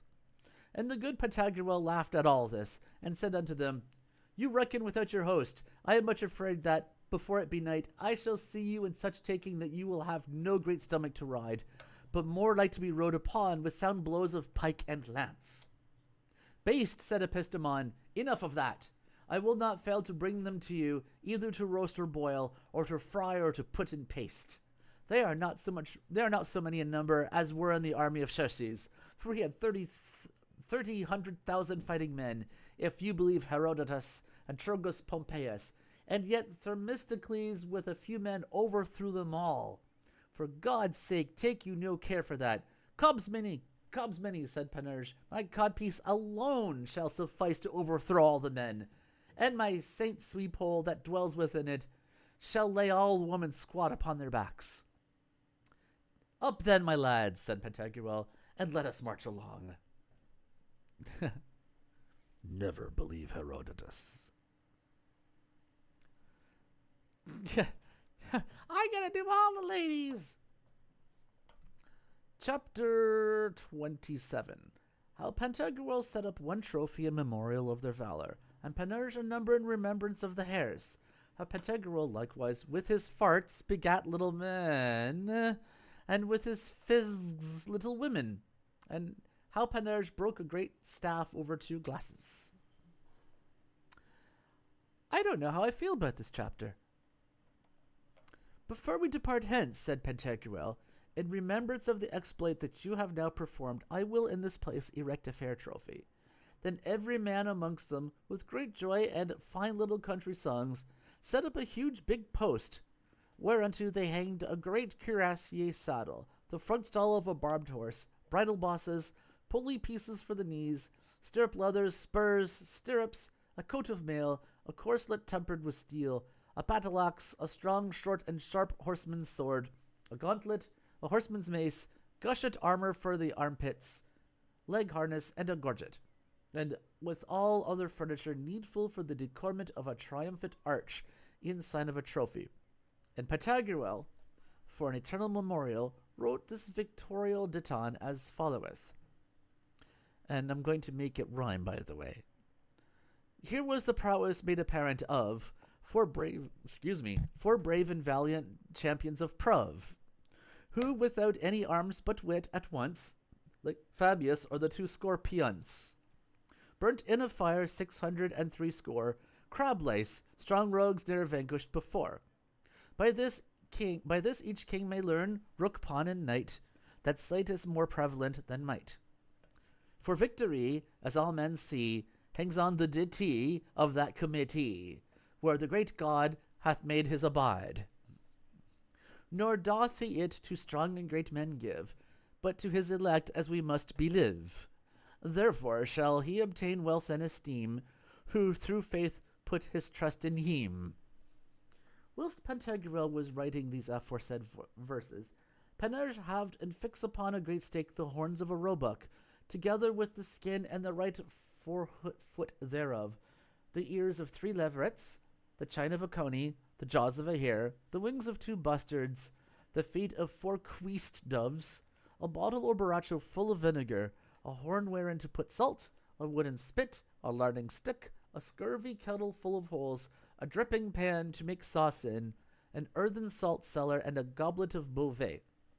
Then, in imitation of Pantagruel's verses and trophy, wrote that which followeth.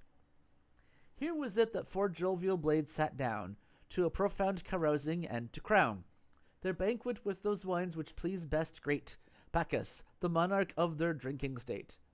Then were the reins and furch of a young hare, with salt and vinegar displayed there, of which to snatch a bit or 2 at once, they all fell on like hungry scorpions. That pronunciation of scorpions has amused me so much. For the inventories of defensories say that in heat we must drink neat, all out and of the choicest stuff. But it is bad to eat of young hare's flesh, unless with vinegar we it refresh.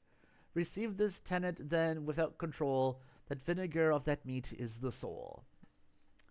Then said Pantagruel, Come, my lads, let us be gone. We have stayed here too long about our victuals, for very seldom doth it fall out that our greatest eaters do the most martial exploits.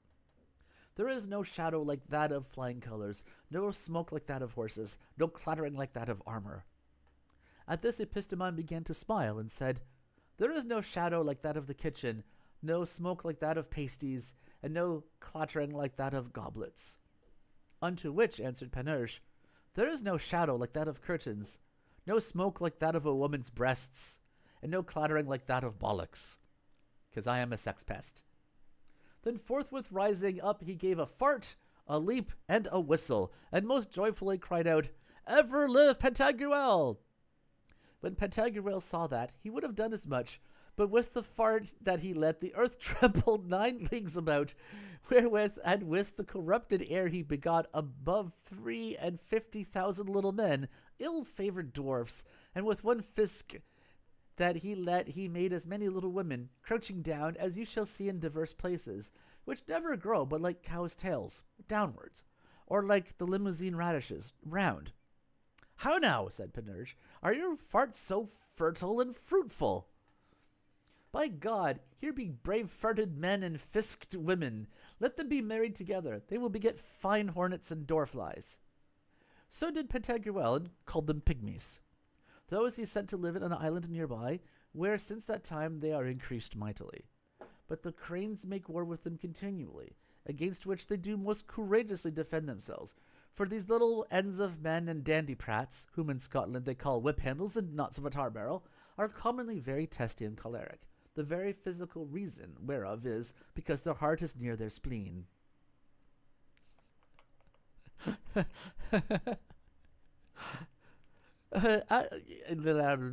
At the same time, Panurge took 2 drinking glasses that were there, both of one bigness, and filled them with water up to the brim, and set one of them upon one stool, and the other upon the other, placing them about 1 foot from another. Then he took the staff of a javelin, about 5 foot and a half long, and put it upon the 2 glasses, so that the 2 ends of the staff did come just to the brims of the glasses. This done, he took a great stake or billet of wood, and said to Pantagruel and to the rest, My masters, behold how easily we shall have the victory over our enemies, for just as I break this staff here upon these glasses, without either breaking nor crazing any of them, nay, which is more, but then spilling 1 drop of the water that is within them, even so shall we break the heads of our dipsodes without receiving any of us any wound or loss in our person or goods. But that you may not think there's any witchcraft in this, hold, said he to Eusthenes, and strike upon the midst as hard as thou canst with this log. Eusthenes did so, and the staff broke in 2 pieces, and not 1 drop of water fell out of the glasses. Then said he, I know a great many other such tricks. Let us now therefore march boldly and with much assurance. Oh, well, this is going to end quicker than I thought it was. Chapter 28. How Pantagruel got the victory very strangely over the Dipsodes and the Giants.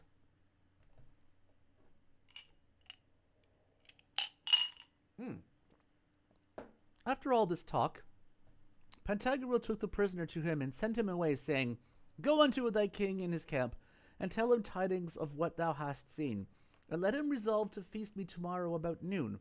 For as soon as my galleys shall come, which will be tomorrow at furthest, I will prove unto him by 1,800,000 fighting men and 7,000 giants, all of them greater than I am, that he hath done foolishly and with reason thus to invade my country.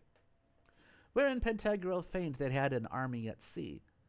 But the prisoner answered that he would yield himself to be his slave, and that he was content never to return to his own people, but rather with Pantagruel to fight against them, and for God's sake besought him that he might be permitted to do so. Whereunto Pantagruel would not give consent, but commanded him to depart thence speedily and be gone as he had told him, and to that effect gave him a box full of euphorbium, together with some grains of the black chameleon thistle, steeped into aquavitae, and made up into the condiment of a wet sucket, commending him to carry it to his king, and say unto him that if he were able to eat 1 ounce of that without drinking after it, then he might then be able to resist him without any fear or apprehension of danger. The prisoner then besought him with joined hands that in that hour of the battle he would have compassion upon him.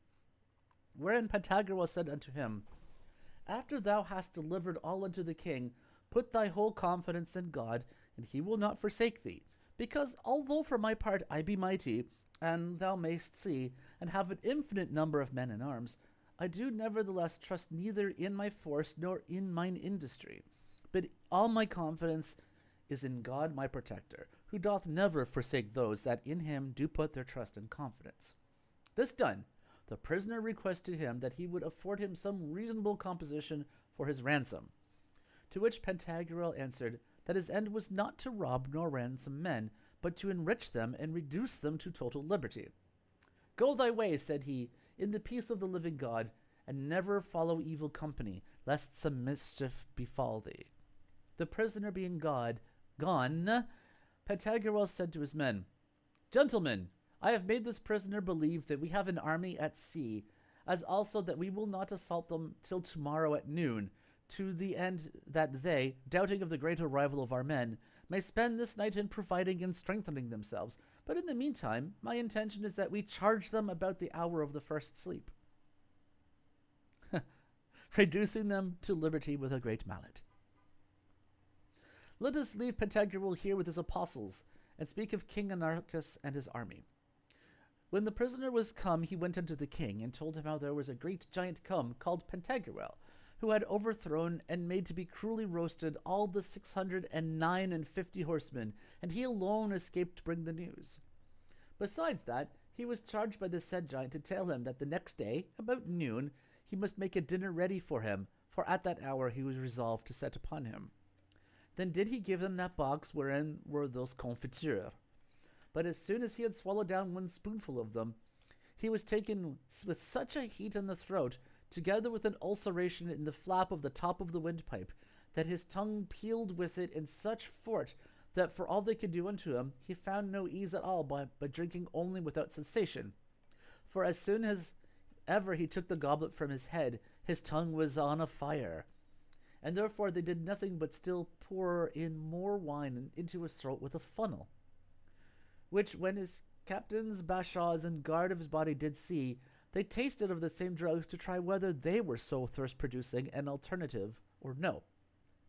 But it so befell them as it had done their king, and they plied the flagon so well that the noise ran throughout all the camp, how the prisoner was returned, that the next day they were to have an assault, that the king and his captains did already prepare themselves for it, together with his guards, and that with carousing lustily and quaffing as hard as they could.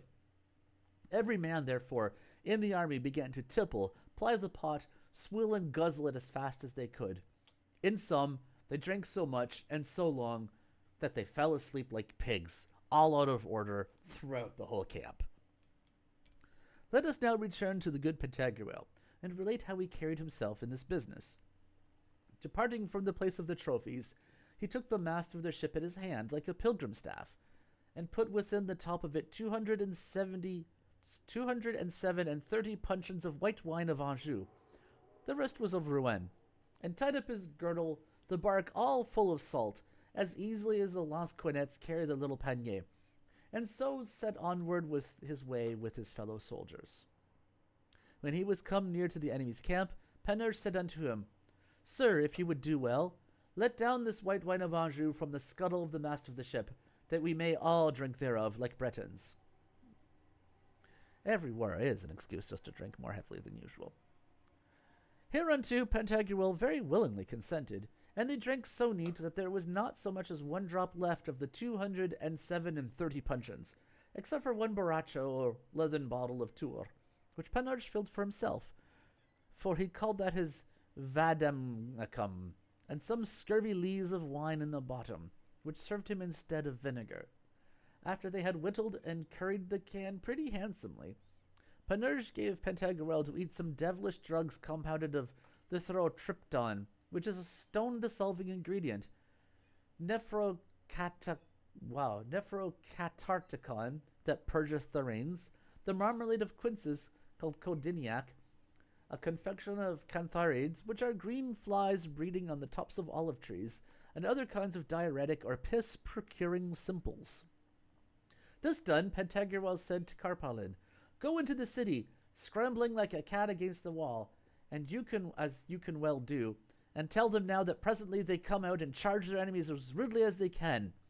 And having said so, come down, taking a lighted torch with you, wherewith you shall set on fire all the tents and pavilions in the camps.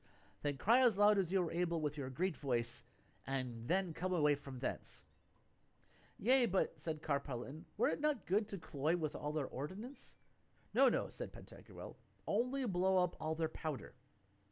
Carpalin, obeying him, departed suddenly and did as he was appointed by Pantagruel, and all the combatants came forth that were in the city, and when he had set fire in the tents and their pavilions, he passed so lightly through them, and so highly and profoundly that they did snort and sleep, that they never perceived him. He came to the place where their artillery was, and set their munition on fire. But here was the danger. The fire was so sudden that poor Carpalin had almost been burnt, and had it not been for his wonderful agility, he would have been fried like a roasting pig. But he departed away so speedily that a bolt or arrow out of a crossbow could not have had a swifter motion. When he was clear of their trenches, he shouted aloud, and cried out so dreadfully, and with such amazement to the hearers, that it seemed all the devils of hell had been let loose, at which noise the enemies awakened. But can you tell how? Even no less astonished than are the monks at the ringing of the first peal to matin, in which Lucinois is called the rub-ballock. In the meantime, Pantagruel began to sow the salt that he had in his bark, and because they slept with an open gaping mouth, he filled all their throats with it, so that these poor wretches were by it made to cough like foxes. Ha, said Pantagruel, how thou addest greater heat to the firebrand that is in us.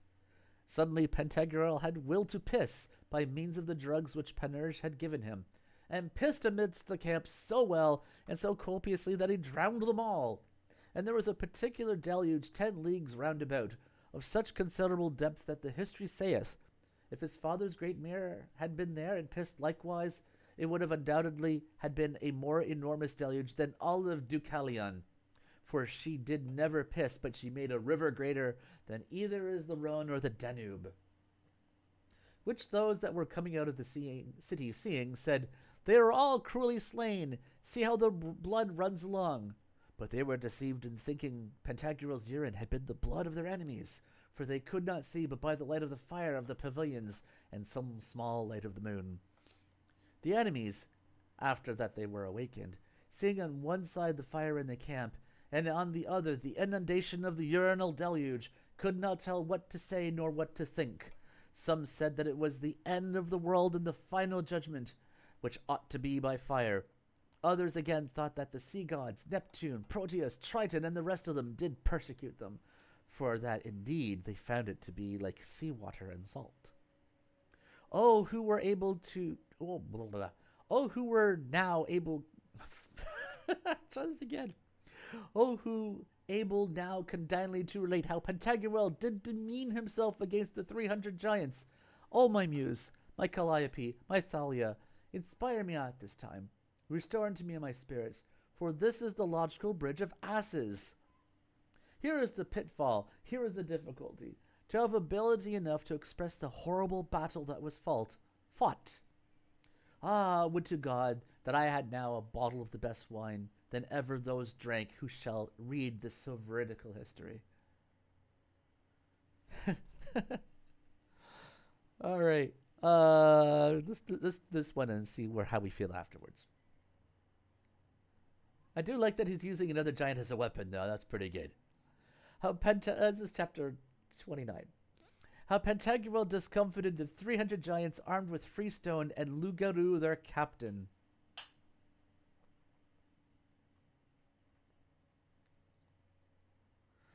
The giants, seeing all their camp drowned, carried away their king Anarchus upon their backs as well as they could out of the fort, as Aeneas did to his father Anchises, and in the time of the conflagration of Troy. When Panurge perceived them, he said to Pantagruel, "Excuse me, sir, yonder are the giants coming forth against you. Lay on them with your mast gallantly, like an old fencer, for now is the time that you must show yourself a brave man and an honest. And for our part we will not fail you. I myself will kill to you a goodly many boldly enough. For why? David killed Goliath very easily, and then this great lecher, Usanes, who is stronger than 4 oxen, will not spare himself. Be of good courage, therefore, and valiant. Charge amongst them with point and edge, and by all manner of means." "Well," said Pantagruel, "of courage I have more than for 50 francs, but let us be wise. For Hercules firstly never undertook against 2. "That is well cacked, well scummered," said Panurge. "Do you compare yourself with Hercules? You have, by God, more strength in your teeth, and more scent in your bum, than ever Hercules had in all his body and soul. So much is a man worth as he esteems himself." Whilst they spoke these words, behold, Loup-garou was come with all his giants, who, seeing Pantagruel in a manner alone, was carried away with temerity and presumption, for hopes that he had to kill the good man. Whereupon he said to his companion the giants, "You wenchers of the low country, by Mahum, if any of you undertake to fight against these men here, I will put you cruelly to death. It is my will that you let me fight single. In the meantime, you shall have good sport to look upon us." I mean, I guess I wanted to joke about how if farts were currency, I'd be rich, but I don't know if I want to go there. Then all the giants retired with their king to the place where the flagon stood. It's like, man, Hercules is such pussy that your farts smell worse than he does. I'm not even sure how that works. Then all the other giants retired with their king to the place where the flagon stood, and Panurge and his comrades with them, who counterfeited those that had the pox, for he wreathed about his mouth, shrunk up his fingers, and with a harsh and hoarse voice said unto them, "I forsake God, fellow soldiers, if I would have it to be believed that we make any war at all, give us something to eat with you, whilst our masters fight amongst one another." To this the king and giants jointly condescended, and accordingly made to banquet with them. In the meantime, Panurge told them the follies of Turpin, the examples of St. Nicholas, and the tale of a tub. Loup-garou then set forward towards Pantagruel, with a mace all of steel, and that of the best sort, weighing 9,700 quintals and 2 quarterons, at the end of which were 13 pointed diamonds, the least of which was as big as the greatest bell of Our Lady's Church at Paris. There might want, perhaps, the thickness of a nail, or at most, that I may not lie, of the back of those knives which they call cut-lugs or ear-cutters. But for little off or on, more or less, it is no matter. And it was enchanted in such sort that it could never break, but contrarily, all that it did touch did break instantly. Then Thus, as he approached with great fierceness and pride of heart, Pantagruel, casting up his eyes to heaven, recommended himself to God with all his soul, making such a vow as followeth. O thou Lord God, who hast always been my protector and my Saviour, thou seest the distress wherein I am at this time. Nothing brings me hither but a natural zeal, which thou hast permitted unto mortals, to keep and defend themselves, their wives and children, country and family, in case thy own proper case were not in question, which is the faith. And in such a business thou wilt have no coadjutors, only a Catholic confession and service of thy word, and hast forbidden us all arming and defence. For thou art the Almighty, who in thine own cause, and where thine own business is taken to heart, canst defend it far beyond that we can conceive. Thou who hast thousands of hundreds of millions of legions of angels, the least of which is able to kill all mortal men, and turn about the heavens and earth at his pleasure. And heretofore it has very plainly appeared in the army of Sennacherib.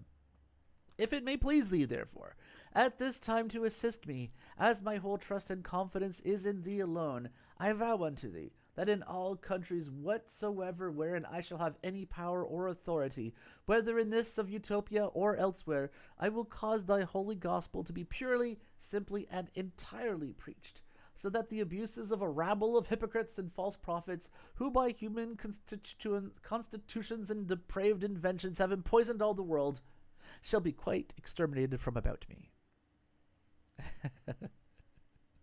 I got all the angels. This vow was no sooner made, but there was heard a voice from heaven, saying, Huc face vinces, that is to say, do this, and thou shalt overcome. Then Pantagruel, seeing that Lougougarou with his mouth wide open was drawing near to him, went against him boldly, and cried out as loud as he was able, Thou diest, villain, thou diest! Purposing by his horrible cry to make him afraid, according to the discipline of the Lacedaemonians. Withal he immediately cast at him out of his bark, which he wore at his girdle, 18 cags and 4 bushels of salt, wherewith he filled both his mouth, throat, nose, and eyes. At this Lougougarou was so highly incensed that, most fiercely setting upon him, get this motorcycle out of here, by the way, that he thought even then with a blow of his mace to have beat it out of his brains, or to have beat out his brains. But Pantagruel was very nimble, and had always a quick foot and a quick eye, and therefore with his left foot did he step back 1 pace, yet not so nimbly that the blow, falling upon the bark, broke it in 4,000 pieces, and threw all the rest of the salt about the ground. Pantagruel, seeing that, most gallantly displayed the vigor of his arms, and according to the art of the axe, gave him with the great end of his mast a home thrust a little above the breast, then, bringing along the blow to the left side, with the slash struck him between the neck and shoulders. After that, advancing his right foot, gave him a push upon the couillon with the upper end of the said mast, wherewith breaking the scuttle on the top thereof, he split 3 or 4 puncheons of wine that were left therein. Upon that, Lougougarou thought that he had pierced his bladder, and that the wine that came forth had been his urine. Pantagruel, not being content with this, would have doubled it by a side blow, but Lougougarou, lifting up his mace, advanced 1 step upon him, and with all his force would have dashed it upon Pantagruel, wherein, to speak the truth, he so spritefully carried himself that, if God had not succored the good Pantagruel, he had been cloven from the top of his head to the bottom of his milt. But the blow glanced to the right side by the brisk nimbleness of Pantagruel, and his mace sunk into the ground above 13 foot, through a huge rock, out of which the fire did issue greater than 9,006 tons. Pantagruel, seeing him busy about plucking out his mace, which stuck in the ground between the rocks, ran upon him and would have clean cut off his head, if by mischance his mast had not touched a little against the stock of Lougougarou's mace, which was enchanted, as we have said before. By this means his mast broke off about 3 handfuls above his hand, whereat he stood amazed like a bell-founder, and cried out, Ah, Panurge, where art thou? Panurge, seeing that, said to the king and his giants, By God, they will hurt one another if they not be parted. But the giants were as merry as if they had been at a wedding. Then Carpalin would have risen from thence to help his master, but one of the giants said unto him, By Golfarin, the nephew of Mahum, if thou stir hence, I will put thee in the bottom of my breeches instead of a suppository, which cannot choose but do me good. That is a threat and a half. Oh. For in my belly I am very costive, and cannot well cagar without gnashing my teeth and making many filthy faces. Then Pantagruel, thus destitute of a staff, took up the end of his mast, striking athwart and alongst upon the giant, but did him no more hurt than you would do with a fillip upon a smith's anvil. In the meantime, Lougoureau was drawing his mace out of the ground, and having already plucked it out, was ready therewith to have struck Pantagruel, who, being very quick in turning, avoided all his blows, in taking only the defensive part in hand, until on a sudden he saw that Lougoureau did threaten him with these words, saying, Now, villain, will I not fail to chop thee as small as minced meat, and keep thee henceforth from ever making any more poor man athirst. For then, without any more ado, Pantagruel struck him a blow with his foot against the belly, that he made him fall backwards, his heels over his head, and dragged him thus along at flay buttock, above a flight shot. Then Lougoureau cried out, bleeding at the throat, Mahum, Mahum, Mahum, at which noise all the giants arose to succor him. But Panurge said unto them, Gentlemen, do not go, if you'll believe me, for our master is mad, and strikes athwart and alongst, he cares not where. He will do you a mischief. But the giants made no account of it, seeing that Pantagruel had never a staff. And when Pantagruel saw those giants approach very near unto him, he took Lougoureau by the 2 feet, and lift up his body like a pike in the air, wherewith, it being harnessed with anvils, he laid such heavy load amongst those giants armed with freestone, that striking them down as a mason doth little knobs of stone, there was not one of them that stood before him, whom he threw not flat to the ground. And by the breaking of this stony armor, there was made such a horrible rumble as put me in mind of the fall of the butter tower of St. Stephen's at Bourges, when it melted before the sun. Panurge, with Carpalin and Eustanes, did cut in the meantime the throats of those that were struck down, in such sort that there escaped not one. Pantagruel, to any man's sight, was like a mower, who with his scythe, which was Lougoureau, cut down the meadow grass, to wit, the giants. But with this fencing of Pantagruel's, Lougoureau lost his head, which happened when Pantagruel struck down one whose name was Riflandouille, or pudding plunderer, who was armed cap a pie with grisen stones, one chip whereof, splitting abroad, cut off Epistemon's neck clean and fair. For otherwise did the most part of them were but lightly armed with a kind of sandy brittle stone, and the rest with slates. At last, when he saw that they were all dead, he threw the body of Lougoureau as hard as he could against the city, where, falling like a frog upon his belly in the great piazza thereof, he with the said fall killed a singed he-cat, a wet she-cat, a farting duck, and a bridled goose. And I think I'm going to take a break here. But next time we'll learn about how Epistemon, who had his head cut off, was finally healed by Panurge, and of the news which he brought from the devils, and of the damned people in hell. But we'll have to wait a week for that. The Butter Tower was certainly kind of an unexpected topic shift there.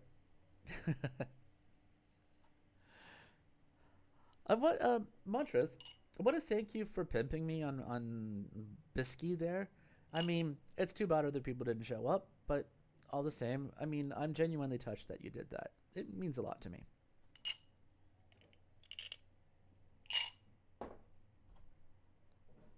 So, again, thank you. And on that note, I'm going to hit the stop button, and we'll do this next week.